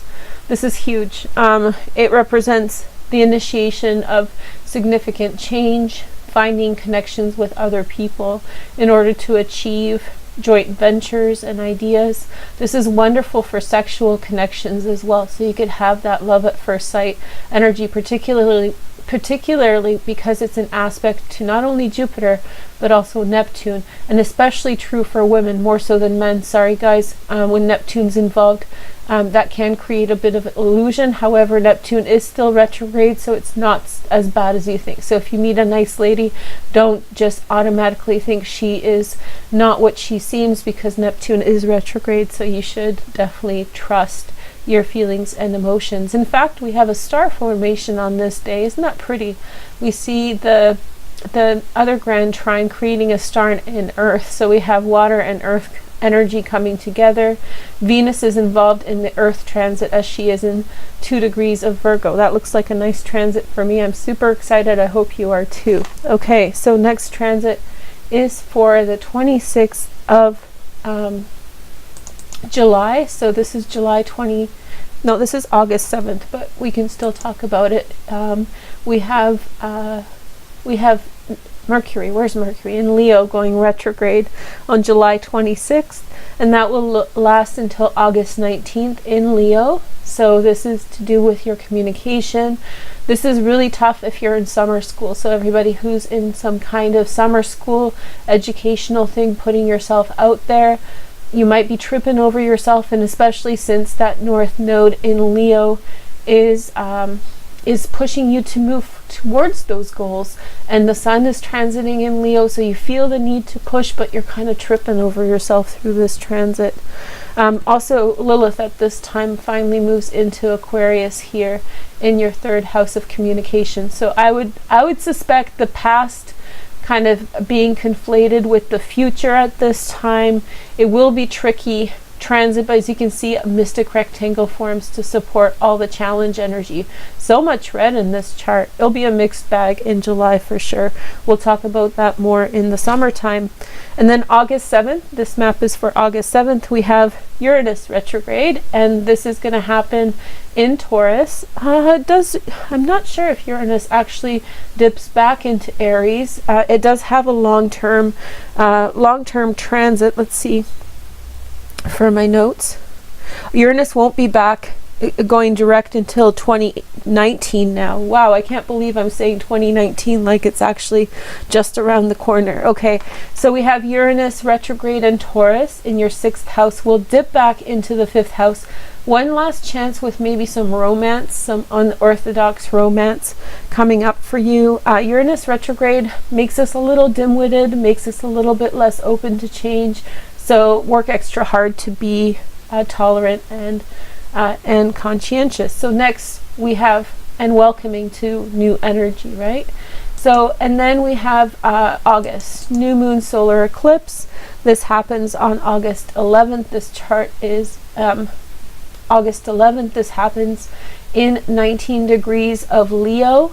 Again, a nice big stellium. Now, this is the time to start moving towards your goals a little bit more now that the other energy has shifted.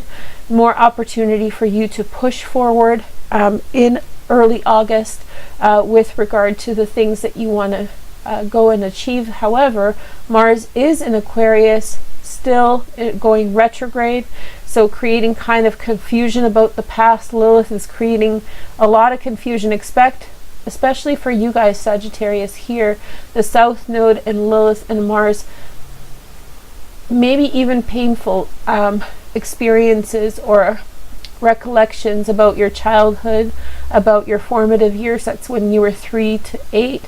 Don't trust everything you believe at this time. Give yourself some time, especially if painful memories come up or things that make you angry, things that you want to act upon. Any relationships with brothers and sisters which are strained, I really, really highly recommend that in August and maybe late July, you really ease off kind of confronting that energy. It's better to respond at this time than react and wait a couple months if you can to respond while Lilith transits the South Node. For this year in general, the theme is, you know, the past coming up to haunt us, but what is the past anyway? That's the question. Is it a construct? Memory is a construct, which means that we create memories by remembering them. It's a funny thing in psychology that actually means that each time we remember something, we're creating a new memory, and so it starts becoming further and further from the core truth. That's why when we have witness testimony so many times, there's different ways that people see a situation. So we have Lilith with the South Node, right? And so at this time, if any kind of challenging memories start coming up, particularly with your brothers and sisters or early childhood, really don't react. You'll feel like you want to say something with Mars there. It's a really good idea to back off that energy. So Mars goes direct. There we go. Mars goes direct in Capricorn on August 27th. So let's take a look at that chart. So this is Mars direct in Capricorn in your 2nd house between the 27th and when Mars moves into Aquarius just a few days later. I'm guessing the 2nd week of September. A final push. You have another opportunity to push with regard to business ideas. You see Saturn about to go direct on September 6th in Capricorn, and Pluto will go direct on September 30th in Capricorn. So September is all of this energy adjusting to put your finances in a forward moving motion again. So you may have been doing a little bit of backsliding in August with regard to financial issues. This is going to really be the energy that will give you a push forward. So ride that wave. Sorry. Next we have Venus retrograde in October. There we go. Now this is a transit that is Sometimes not so much fun for people. Definitely don't trust romantic relationships at this time. I would be very cautious to enter into a new partnership, and with established relationships, find some kind of careful approach. Especially in the 12th house for you, hidden enemies, right? So people may not be what they seem. Fortunately for us, Venus is retrograde only for 3 or 4 or 5 weeks. She'll go direct on November 16th. So that's in the area of spirituality. Also, don't go join some strange sect or religious cult or something, because you might feel very passionate towards a new spiritual ideal, only to find out that it's like a cult that you don't want to be a part of. The other main transit, when Venus goes direct on November 16th, Venus goes direct in your 11th house, a second chance at friendship, bringing friends back in before Venus pops into your 12th house again. Good transit. Jupiter is now in your first house. I think that happens on November 8th. That's right. This is the limelight, Sagittarius. You have a wonderful year ahead of you, and just go for it. And when the sun dips into the first house, that's going to just accelerate your good fortune. On the 16th, we see the north nodes change. Now, some people call this true node, which actually happens on November 6th, but on November 16th, the north node and the south node, which is like 2 different ways of calculating this point, it only has a difference of about 10 days, so just let that slide. Some people get really picky about it, but I don't particularly. And my software finds these nodes in this way, so I'm happy to go along with that. But we have a shifting of the nodes, so we're moving from the north node in Leo to north node in Cancer, and south node in Aquarius to south node in Capricorn. I'll do a special on that like I did last year, but just as an overview, the direction that you'll be focused in life is joint resources, a lot to do with sexuality and sexual issues, not only bad things, good things as well, progress and development, lots of change on the mind, lots of opportunity. It looks like there's probably a kite in there somewhere towards your north node, so I'd be excited about that.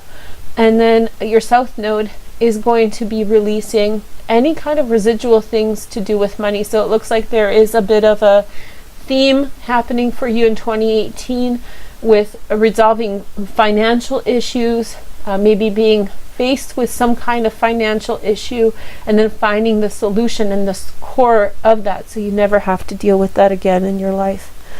On November 15th, Mars moves into Pisces. This is going to be a big transit here. Chiron is in Pisces already through its retrograde motion, so everybody who's born in the late 60s, you're feeling this, early 70s. Neptune as well. Venus goes direct on the 16th as well. I think I mentioned that, bringing friends back into the picture. Mercury retrograde November 16th. It's a real kind of swinging of the pendulum here. When one goes direct, the other one goes retrograde. Mercury's going retrograde in your sign, so you don't expect to be understood well from November 16th through December 6th. So expect to have kind of confused energy, but you can do things on the low. You can prepare. December 6th, you can really push forward with that Jupiter then, so you can enjoy the Jupiter transit for the first 3 or 4 weeks while Mercury is retrograde on your own, or with people who really understand you, who take the time to listen to you blundering with Mercury retrograde and just laughing it off with you. So don't spread your wings too far in the first week, first month of that Jupiter transit in Sagittarius, and you'll be fine. And just enjoy the Mercury retrograde period, looking at things that maybe have to be addressed from the last year's transit. Do all your paperwork, get all your stuff done, and then December 6th, move forward. November 24th, Neptune direct. So earlier I mentioned that this is a bit of a toss-up transit. Toss-up meaning that for some people it's benefic when it's a retrograde, for some people it's not so good. So Neptune direct, things will get set into motion. You'll start understanding greater themes to do with family and friends, reconnecting with those types of people. And then finally Chiron goes direct on December 9th in your 4th house. Family issues getting resolved. You know, family issues getting resolved. It's the last time you'll see Chiron there for a really long time, maybe like a couple decades. So really address family issues. Use this time in the early winter to kind of work it out with whoever is important to you in your family and friends. So Sagittarius, we made it through a year. The whole walkthrough took about half an hour, so I hope you guys enjoyed it. I tried to make it really comprehensive. We'll go into details of everything once we're off, but I hope that this is not too much information, but enough to give you an outlook as to what's coming up for you in 2018, the second half, July through December. Again, if you want to see the complimentary tarot card reading, link in the About section below. What else do I have in the About section below? Oh yes, the link to the original video, January through June. Anyway, it looks like there's a lot of stuff, good stuff going on for you guys in 2018, particularly in your money house. So if you have a lesson that you need to learn, don't muck around with it. And there'll be a lot of family healing as well here towards the end of the year. Good stuff. So I hope you enjoy Jupiter in Sagittarius from, what is it, November on. Exciting time to be Sagittarius. Thank you for being my guinea pigs this year. Happy New Year. Take care. Bye. Guys, and thank you for joining me. Welcome to your reading for the North Node transit in Cancer and the South Node transit in Capricorn. This transit is going to last between 2018, 2019, and even into 2020. We're going to read for this sign today. So this is a karmic reading, which means that it has a lot of big picture answers. And what I'm going to do is do an astrological reading for you guys, some tarot, and then on the Vimeo series called Timeless Karma that we started back in September, we're going to do an expansion pack. So go check that out if you're interested. Yeah? Okay, so I'm not going to check. How do we do this? Let's just pick 4 cards for, hold on, just getting my mind straight about this. How about we pick our Timeless Karma Oracle card to start off with. This is the Colette Baron Reid new deck. I really dig it. I think it's simple yet beautiful, and it has animals on it, so I love it so much. As you can tell, this is the first sign I'm reading for, so I'm completely not prepared. Let's take a look. Oh yay, the giraffe. Okay, giraffe spirit. See the big picture. That's your core message for the next year and a half or so, and I hope that that gives you some insight. We'll use this card in the Vimeo reading to clarify a bit further, but before we take a look more closely, I need to know what sign. So we're looking at Aquarius first, kind of a Aquarius star angel spirit. So I'm just using a regular tarot deck to clarify what sign I'm reading for first. Let's just take a look at this. Hold on, let me set it up for Aquarius. I know it's a little rough, but if anybody is going to understand my madness, it's you guys, hey? Okay, so let's see this. Okay, so we have Aquarian transit. No, this is Aries. So let's switch it up. Yeah, there we go. So we have the North Node in your 6th house, Aquarius, and we're going to make this move. So we're going to take a look at like the chart through the whole year, because you know this is January and you see this fat stellium in your 12th house. My gosh, that's going to be intense. The South Node is moved into your 12th house and the North Node is in your 6th house.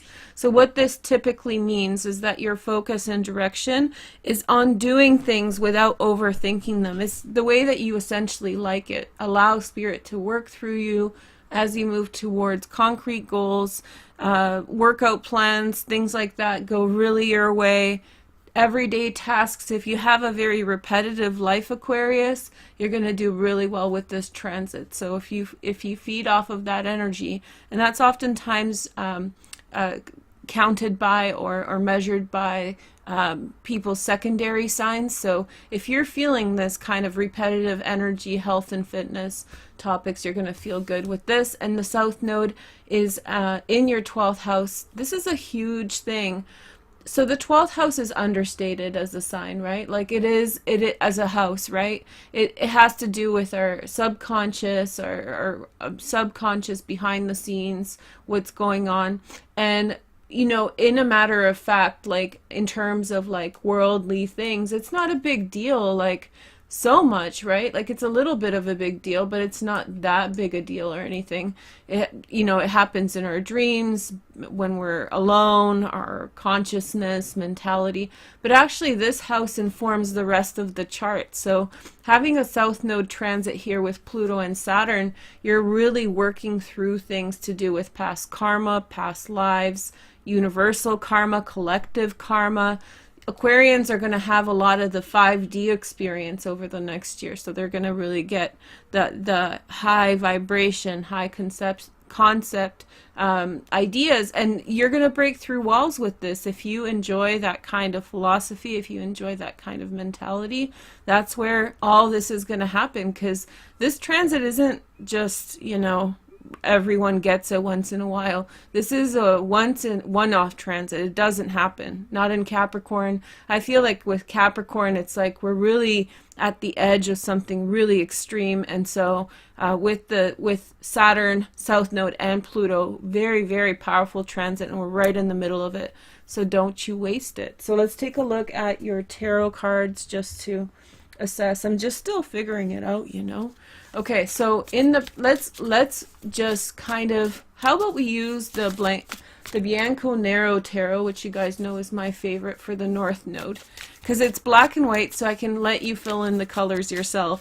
Do you see the little idea behind that? So that's pretty creative. So you guys can fill in your own future. But let's take a look at 4 cards. So you have the 6 of Rods, and you have the 10 of Swords. Boom, big messages right off. King of Wands, a Sag, Leo, or Aries, and the 6 of Swords. Okay.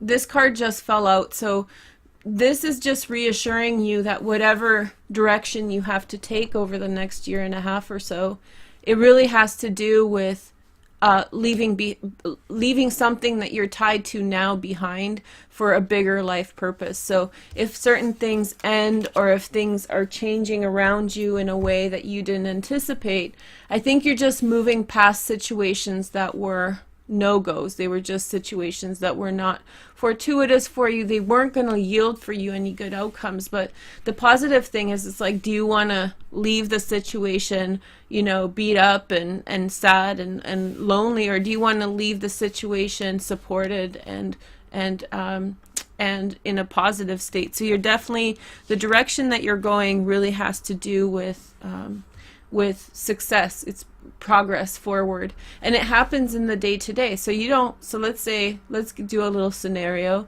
So let's say that you are, you know, let's say that you're going to a gym, because it's the 6th house. Okay, so you're in this gym, and it's kind of like, I don't know if you've ever gone to a gym for a while, but it just gets awkward because maybe it's not a big enough gym, so people get nosy, and then it's just like weird after a while. So maybe you're in that kind of situation where you're just like, you want to go to the gym, but people are just making it uncomfortable for you.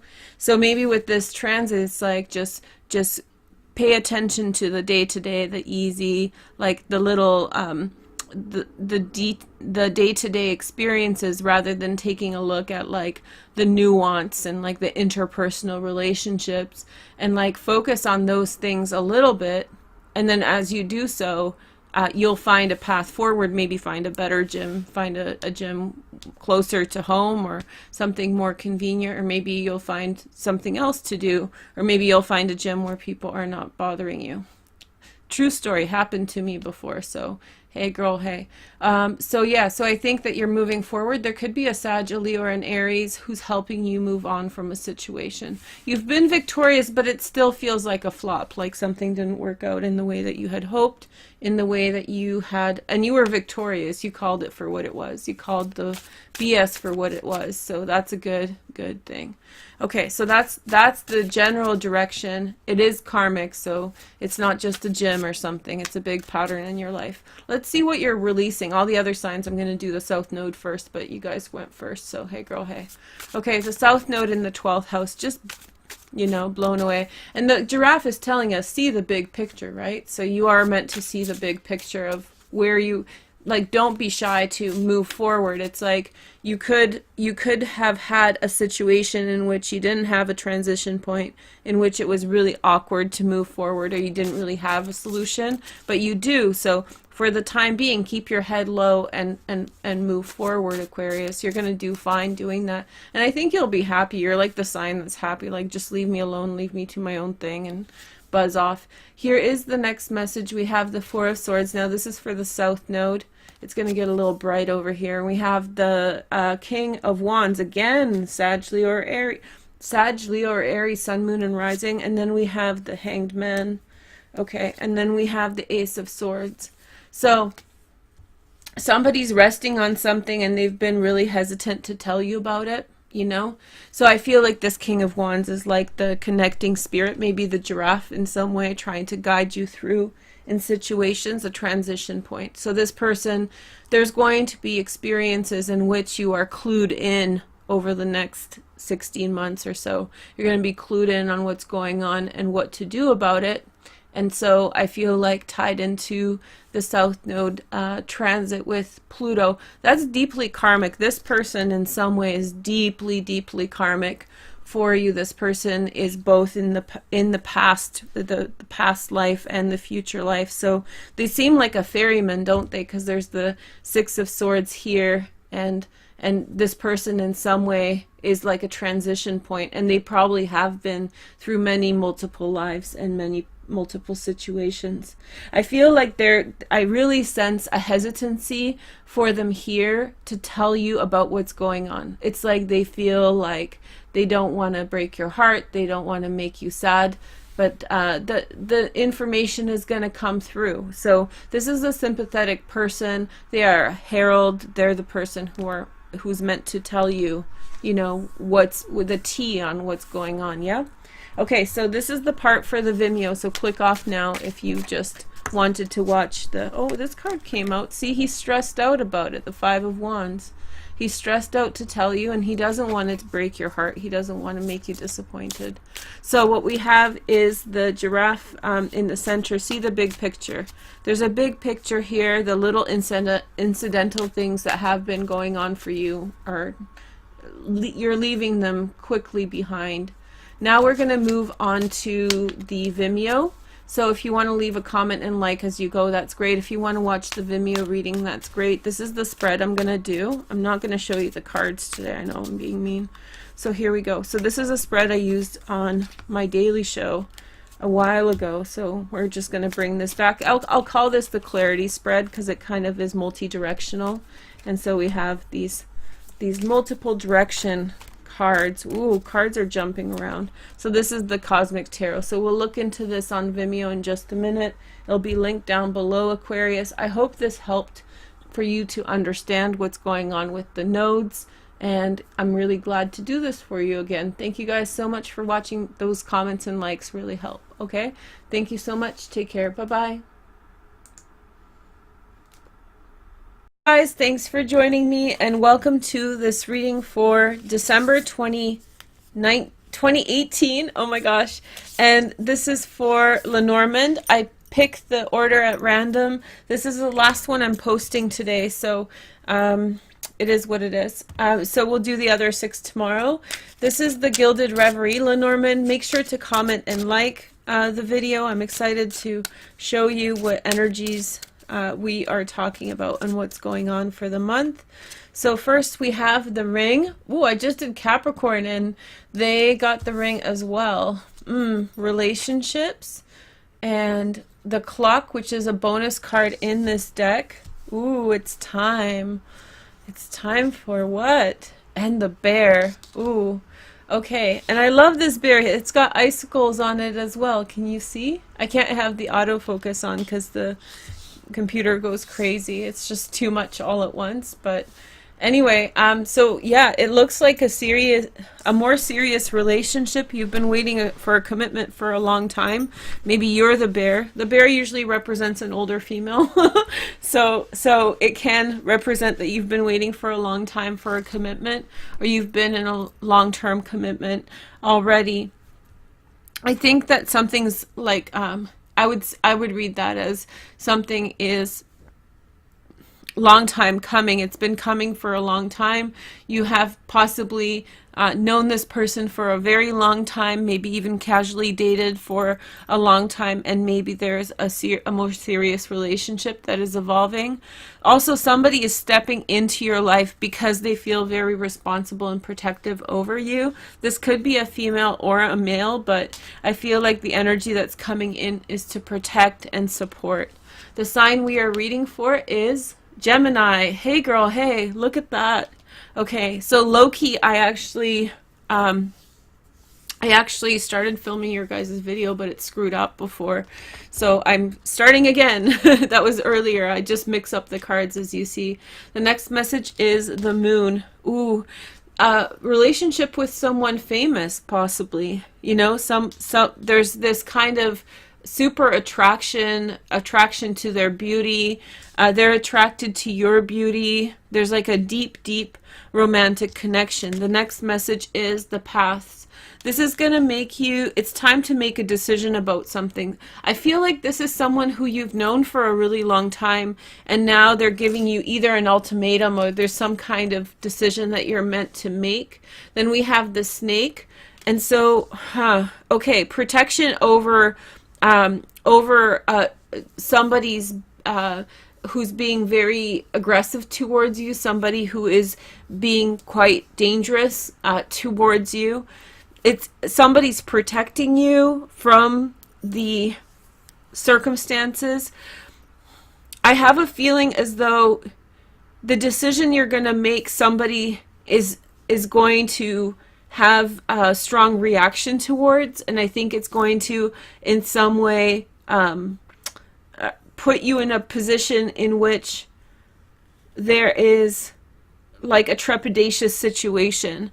I don't know what that means. I don't know if this is like competition, or if this is some kind of like competition between people. You could also be kind of thinking about forming a relationship with a snake-like energy, like somebody who is in some way, you know, maybe has a strong a defense mechanism. Maybe they're very kind of like tit for tat type of person. Ooh, interesting energy. Then we have the business card, commitment towards creating beauty in your business. That's super important for you right now. There's the scythe. I feel like it's time to make a choice and make a final decision about things. One commitment, that this is all about commitment in lots of different ways for you, Gemini. One commitment's going to come to a really brief and a really sudden stop, and then you have the well, which is a good outcome. Now, on the bottom, I want to see all the cards, is the fish, which is success in business.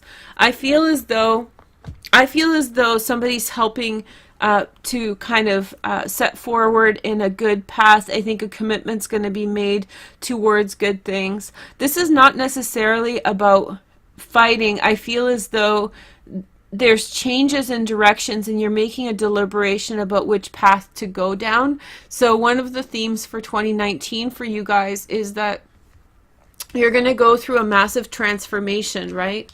Here, I'll show you. So you're going to go through a massive transformation in 2019, especially with regard to business. And I think it's coming up here already in the fact that there's already sudden changes and transformation, alliances being formed and also abandoned. You're also leaving behind something or someone with whom you've kind of been working towards things with or trying to figure things out. Businesses will become perilous, but at the same time, business will be very successful. So it's just about, your focus should be this month in terms of, it's time to make some key decisions. It's time to choose what path you're going to commit to that's going to lead you to success. And let me newsflash, it's not the one that's ridden full of conflict and fighting. This isn't about fighting, and the snake isn't about fighting here. It's about where you will spend, where you will waste time and where will you gain time. You know, where will you, time is money, right? And so essentially I feel like this month you're really deciding the future of who you're going to be. I think you're going to make decisions. January will come around, totally change that. And then in July, you're going to be reconciling between January and July the consequences of what happens in January, and then you will go a completely different direction, one that I don't think you can conceive of now even yet. So the direction that you're going in the latter part of next year, totally left field from the decisions you're making now. However, the decisions you're making now feed it in directly into that. So I think this is just the precursor of what's going on, and you're going to be successful. The words I impart for you for this energy is, it's not about, don't step it. The reason you're ending some things is because of this snake type of energy, in which there's this kind of lecherous vampirism slash, conflict, and whoever is throwing that into the mix is very, very problematic for your success. And ultimately, the energy, you have such a beautiful path forward. You want to be careful and not be spooked by this energy and run into this kicking and screaming, because you're going to turn this into that, and you're going to have the same problem again. So it's like, I really feel like your reading is going to be the longest. I'm like, I basically think that you should calm the crap down and really settle yourself and settle your fear, which is transforming itself into animosities, and find the beautiful path, find the golden path, right? It's right before you. And I think that there's this kind of guidance and protection that is with you through this. However, I feel like the current circumstances are so perilous for you that we saw that come through with the Tower. It started getting really, really violent, and not just physically violent, emotionally violent, mentally violent, all those things. And I think that, I don't want to point the finger, but you don't want to contribute to it either. And that's what happens when people experience a lot of violence. Oftentimes they start mirroring it. So make sure that you're not turning around and spoiling your good directions, right?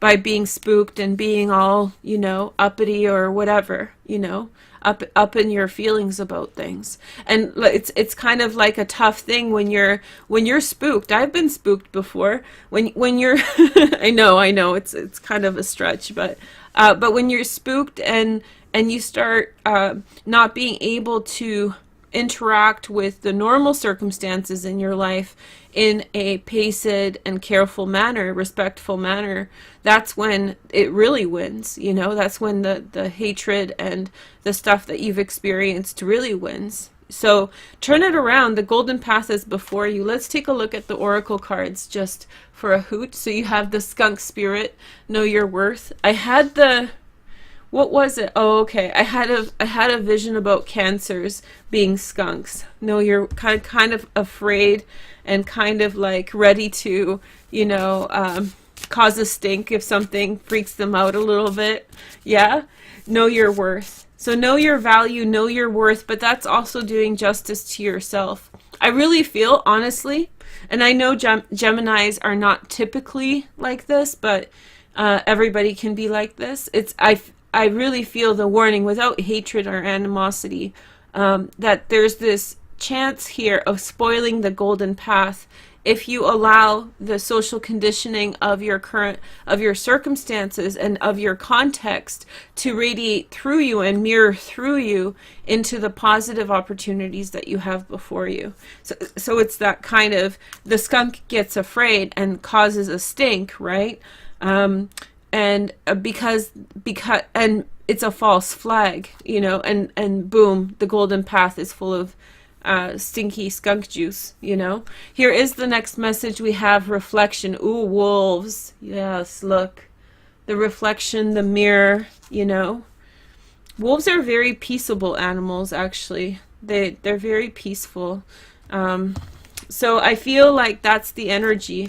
The path is right before you. I think it's only ego that will stop you from making the right choice. life will push you along. This is not only this is also your 2019 reading. Life will still push you along in the direction you're going. Your best bet is to double down on the energy.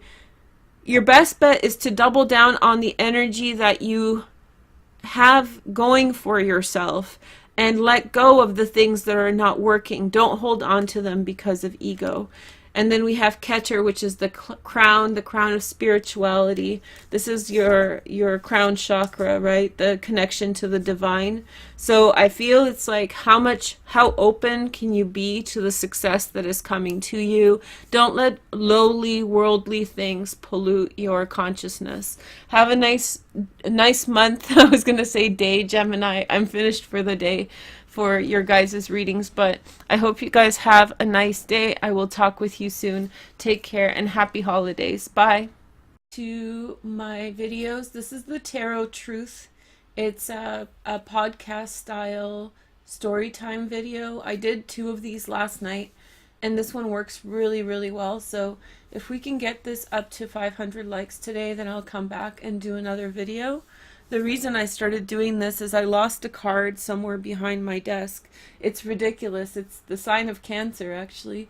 And I have been trying to look for it, and I gave up, and I'm not set up to do a reading yet. But we seem to really like this style. One of the benefits of this is that I don't necessarily have to present cards or explain what they mean, which can actually be very distracting from the message. And last night, the feedback on especially the second video, the episode 2, was amazing. I'll link all of them in the about section or in the comments. Today I'm going to do a karmic reading, which means that it's going to be talking about blockages and things that you can do to progress your personal development.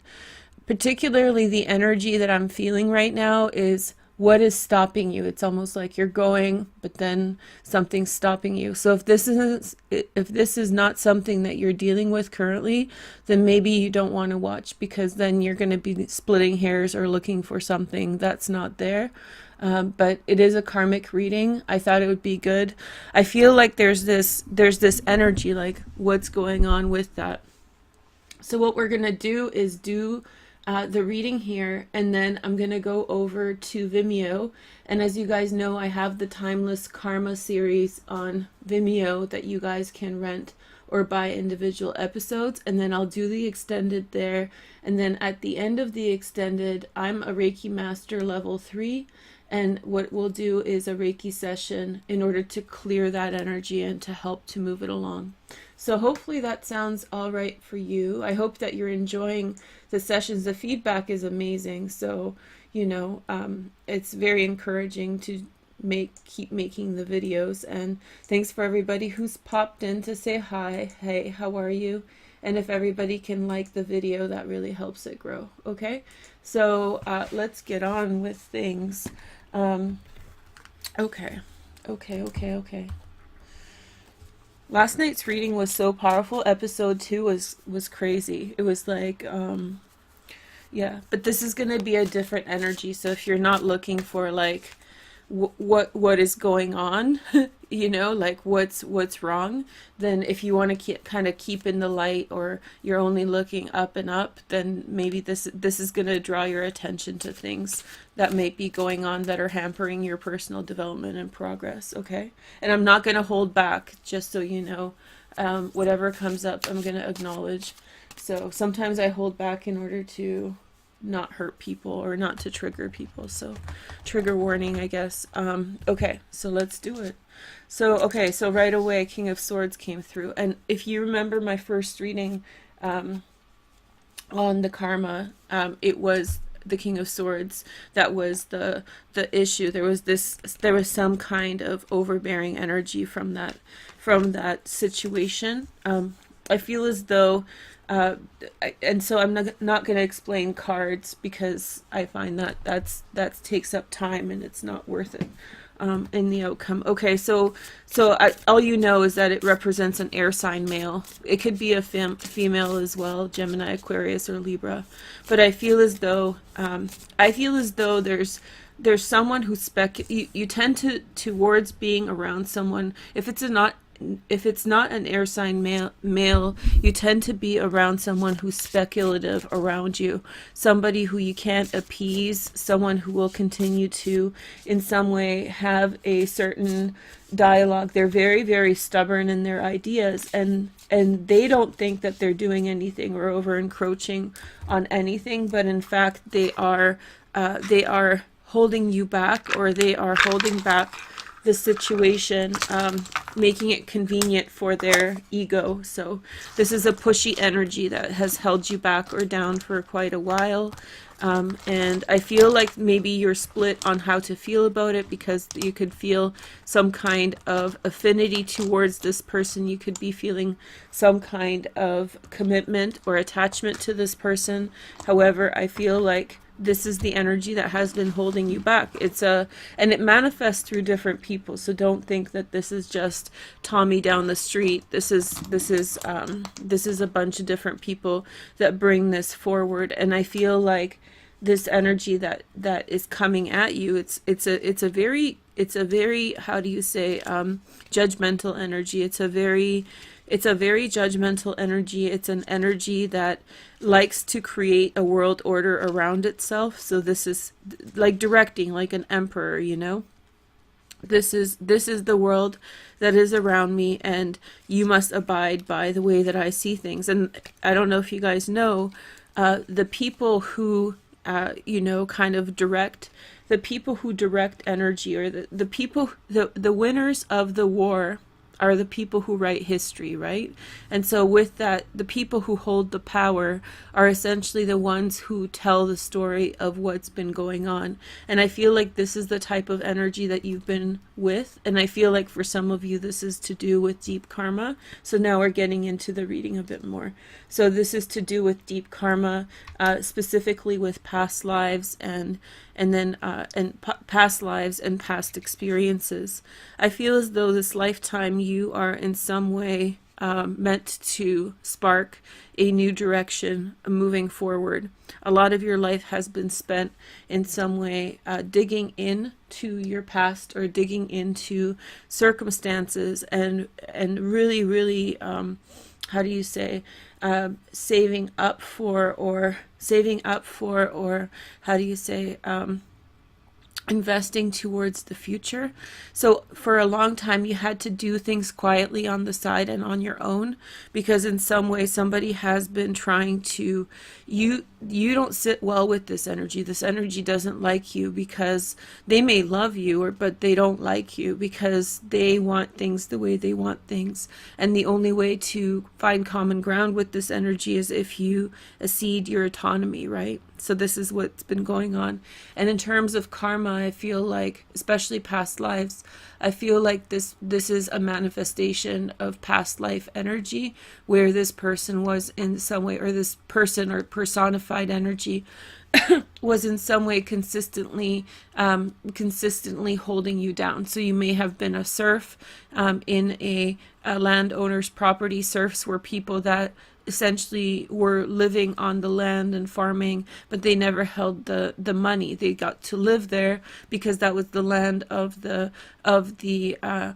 count, or of the person who owned the territory, but they were essentially working fully for them. So it's almost like slavery, but not necessarily, because people got to have their lives. They just didn't get to keep the money that they were creating, right? Or the equity.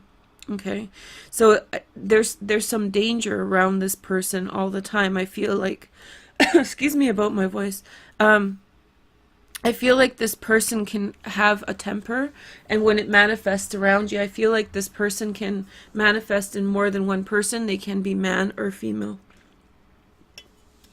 And so this is the energy that your karma in all this, or your dharma rather, your mode, what you're supposed to do, is to meander away from this energy in some way, get out from underneath it. You're supposed to emancipate yourself.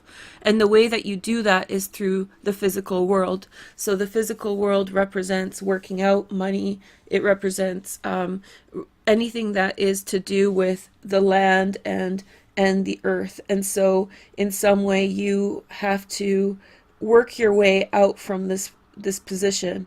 And I feel like probably in your lifetime there have been iterations of this that initially were, how do you say, initially it felt like you had very little room to maneuver. Everything was really pretty tight knit, and you couldn't actually break away from the energy so much. And as the years go on, then you pick up the pace more and more and more, and you start accruing for yourself just a little bit at first, financial independence and equity. And so that financial independence and equity grows and grows and grows. Now, this does not mean just having money. This means becoming stronger in yourself, gaining skills and things that you can do in order to stand alone from this individual. Some of you who are listening to this, remember the principle of these videos is that whoever chooses to listen to these videos are included in this energy. So it seems as though a lot of people watch the video, but if you think about the greater population that's not listening, like the world population, the 7 billion people, these readings are essentially meant for whoever listens to them. So everybody's a part of the collective. So that's pretty much how all timeless readings work, right? And so the Seven of Orbs, which is this kind of direction to move forward in some type of way.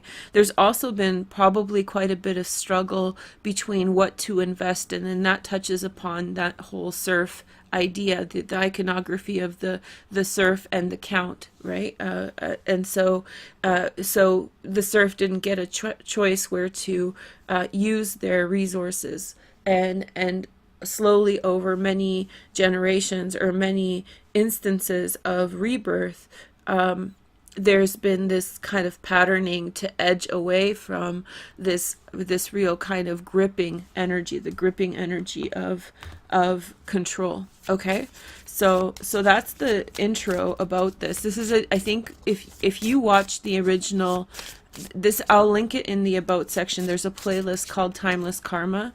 I didn't expect this to happen, but it actually is referring to that original reading. So it's like, suddenly we're talking about it, and I'm sorry it's taken me so long to actually be able to get into it. As you guys can see, we've been expanding in a lot of different directions.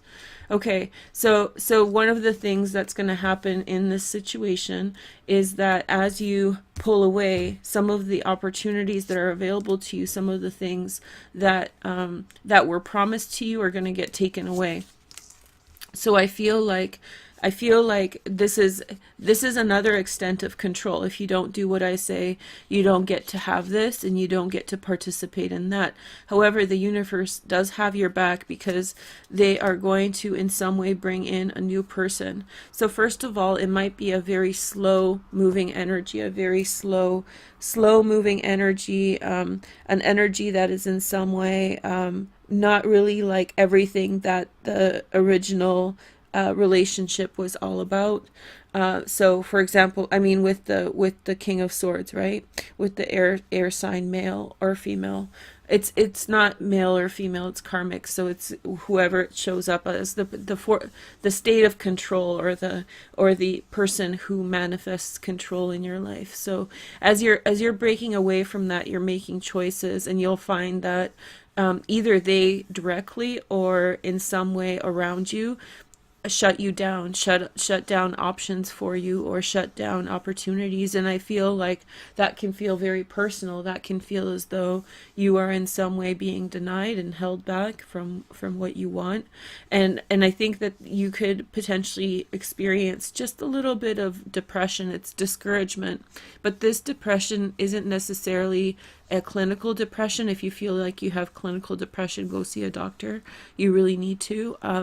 But this type of depression is karmic. The depression has to do with the life of a serf, the life of somebody who's worked underneath someone else, even maybe the life of a slave for some people. And so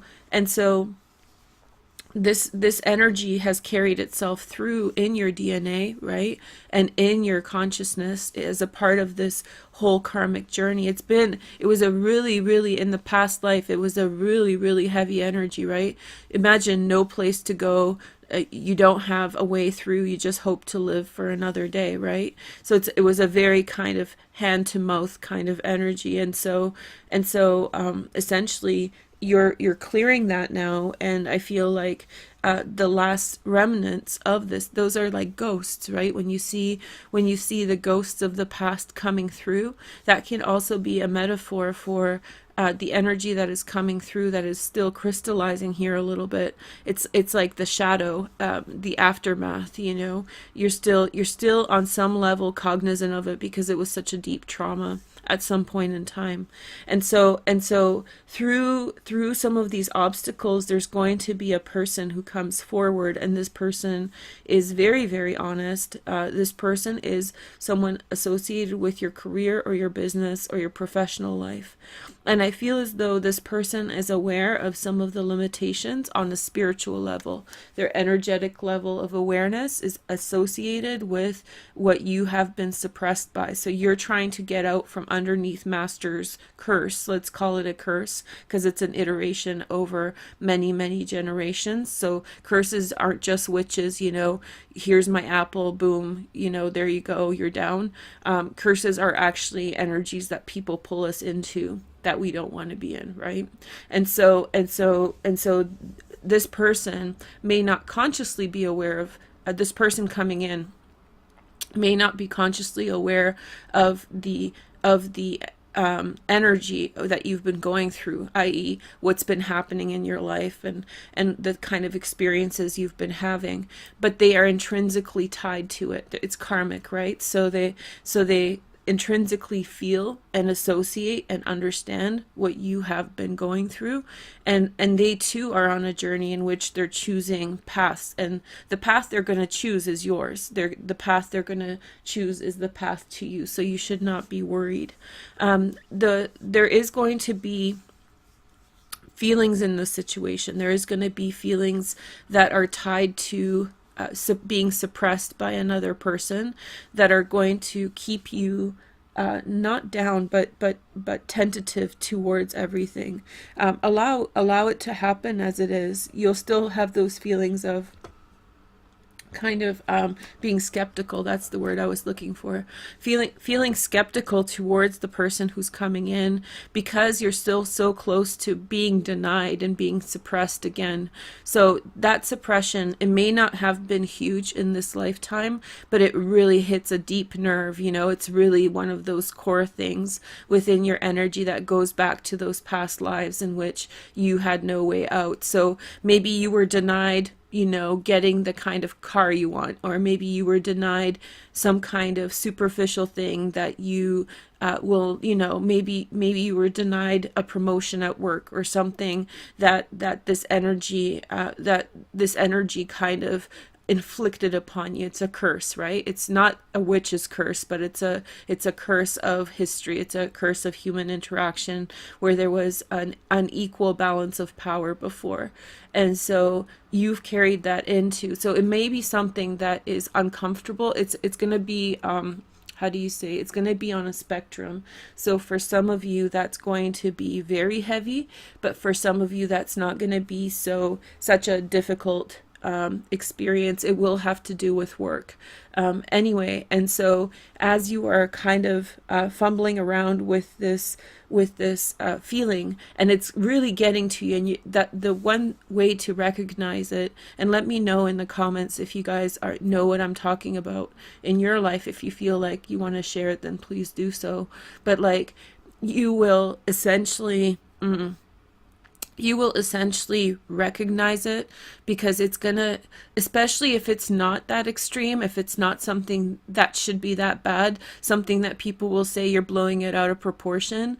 But the thing about it is the feeling that it's really getting to your, like, you can feel it in your spinal column, or you can just really tenses you up. If that's the feeling of the experience, then then that's the situation, and you can meditate on what that means and try to think back to a past life and try to understand some of the aspects of it. When you're meditating on past life karmic stuff, one of the big mistakes people make when they first start doing these kinds of things is that they basically start trying to understand the whole storyline. So they try to, understand everything so that it's very linear. I was this happened. I can remember everything. Okay, cool. But the reality of it is you should not create that kind of anxiety around you. The expectation to have that perfect narrative figured out right away. Most likely you might get one thing, like I see a flower. Just like a memory of a child. Like if you think back to your childhood, you don't see everything. You just have little glimpses of understanding. So you want to get really deep into your brain, really deep to the back. It's up, back, and then down. That's where the energy is. So I know that's very metaphysical for some. For some, this is like really explaining a lot. So just bear with me, it'll be short. So basically, when you're doing this type of meditation, you want to shift your consciousness up, back, and then down into your spinal column, and the deeper that it goes in, the deeper the memory. I have a baby memory regression on my manifestation channel, and there's like a shallow one, and then I did a deep one. And if you need help with that, you can use that actually for past life as well, because it really gets, and then you can go through that meditation. It's really gentle. I'll put it in the comments or whatever to link it for you guys. But like, you can really get in deep and find new things. So when you're trying to understand why you're so upset that you're being held back from something, why you're so upset that this didn't work out in the way that you wanted, allow that energy to, I would say, don't suppress it, experience the feelings, and as you do, things will clear for you with the intention of clearing. But don't be like, I'm gonna mind over mind it, mind over mind, might it, mind over mind over whatever. I'm gonna overcome this, because the priority here is to address it, not to suppress it, right? Oh, can somebody quote me on that? Address it, not suppress it. Yay. Okay, so we're gonna put that on Instagram today. But anyway, so and it seems as though, like, over the hills and far away, there's a man coming in, or a female for some of you, but I feel as though this could potentially be a friendship or a love interest. And there have been, from a different space of obstacles, this person is coming through, and at the same time, concurrently, as things are clearing for you from that negative curse-like energy, this person is coming in and bringing in great opportunities, and I feel like a great legacy of support and attachment, and it almost feels like a friendship, like a best friendship, a kinship of sorts. And I feel like that's primordial energy, really stemming back to even the beginnings of the universe. This is how the universe works. It's we can postulate with regard to how manifestation works, how all these things work, but we live in a closed ecosystem on Earth, right? And so, yes, of course, that extends outward, but however, for our scope, for our needs, it's really what's going on here on Earth, between different organisms, between different animals and flowers and whatever, flora and fauna, right? And so I feel like as you clear, the world celebrates, as you clear the energy of that curse. And it wasn't, well, some of it's very mean. I feel like there's been a legacy of torture. I feel as though there's been a legacy of really violence, which is really true for many, many people in many directions, right? But it's almost like in this lifetime, you've gotten to a place where this energy is clearing and shifting. And it's almost like, when they say miracles are coming in, or it's almost like all the animals and all of nature is celebrating the fact that you have healed so much of this energy, and they come in and bring blessings, just like the image of fairies or angels or something coming in. But it's not fairies and angels. These are manifest through your career, your business, people that you're connecting with. The animals that are around you are celebrating in their hearts, because we're all connected. We're all interconnected. You know, it's a whole collective. And so it's the universe, Mother Nature and Gaia is coming in for us right now in order to celebrate this moment of celebration, of achievement. But you have to be patient. Don't celebrate yet. You'll start feeling this energy coming in very soon, and that will be leading you to exactly where you needed to be, and you're going to be feeling very grounded. So very powerful reading. I was expecting to do about 10 minutes less than I did, but I hope that you guys are excited. I have to say that the person coming in is so, it's someone who you may have known before. It could, for some of you, be someone very new. The distinctive thing about this person is that they are coming through like over the hills and far away. So this person is in some way carrying forward something, and they're so gallant, they're so kind and chivalrous, and they're so grounded, almost like an earth sign.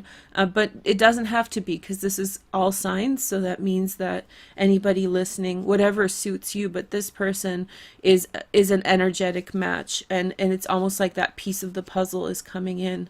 So here is a little bit of, yeah, so right now your goal is to evaluate the actual things have been going on, things have been inert for too long, and now there is a new energy force that is rising up from within you. And it's way stronger, and when this person comes in, you're getting ready to kind of open your wings and fly with this individual. There will be no questions about the energy when it comes in. Right now you may feel as though you're somewhat confused by it, or you may be feeling as though, like, I don't really understand. When I said this new man is coming in, this new energy, I feel like you felt familiarity right away. It hit you right in the chest, because it's a love-based energy. So it could have been a little tingle, or it could have been a big one, but suddenly whenever I shift my focus, like right now, you can feel it, right? You can feel it with me.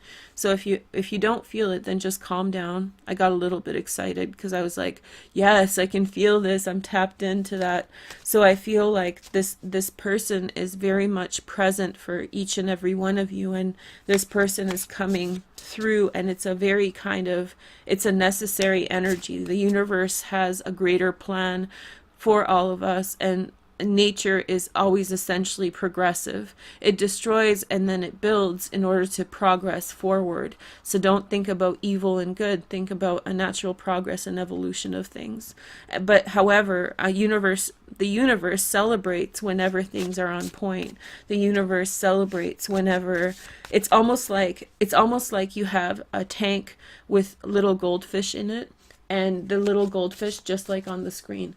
So the little goldfish in your tank are looking at you, and you can just sense the energy of their excitement, you know? What do they know? They're goldfish. They forget everything every 5 seconds anyway. But I feel like, it's a celebration of you getting away from enslavement to some other energy, and really going towards a new direction. And I feel like this person who's coming in is extremely heroic.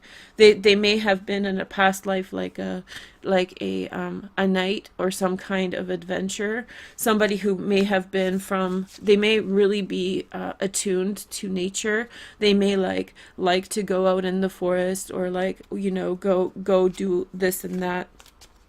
And so they're coming in, and it's not that they're the person who is bringing in all this shift. This shift is happening for you, but it's all a collusion, a universal collusion. And so their energy, it's happening for them at the same time. And then the two things coming together are coming into completion of what is meant to happen. Just so you know, as I said, you guys heard me pull the card, right? When I said completion, I pulled the 10 of Earth. So it's like a completion of family, a completion. This could be a brother or a cousin as well, but it's like But it doesn't, or a sister. It's a masculine card, but it doesn't necessarily mean that this person's a man. But it feels like somebody's coming through and solidifying this energy with you, and they're very heroic and extremely grounded, and there's a legacy there. So when you meet them, they're your family. Like, you already know that they're your family, right? So yeah, pretty exciting. I have one more thing to say, and then we're gonna bounce to Vimeo. Let me know how you guys like this. This was pretty deep for me. Okay. Yeah, so this person could be like works with flowers, or works in like a natural environment. This could last as long as, I know this reading is for timelessness, but the time frame can have a lot to do with the early spring. So expect I know that you guys want it now, but like in terms of these kinds of transitions, these kinds of readings, it might take a little while for things to turn over. So make sure that over the next few months you put as much rest into your life, and as much consciousness and observance to your life as possible. Remember, 2018 is a powerful year, so you should be celebrating and not feeling bad about things. And I think that this is like the universe is congratulating you on making the shift. This person can come in sooner, but it'll be very much, you know how mountains are, like there's the foothills of the mountains, and then suddenly you get into the big mountains. So it's almost like that's the energy of this person who's coming in. So they may come in just a little bit at a time, and then slowly and surely it becomes more real and relevant. And I feel like there's also people who are protecting you in your career and your public life, and those people are connected to this whole evolution, because everybody's experiencing the experience of emancipation. Okay, so I hope I didn't talk your guys' ear off. If you want to hear more about it, I'm going to do more on Vimeo.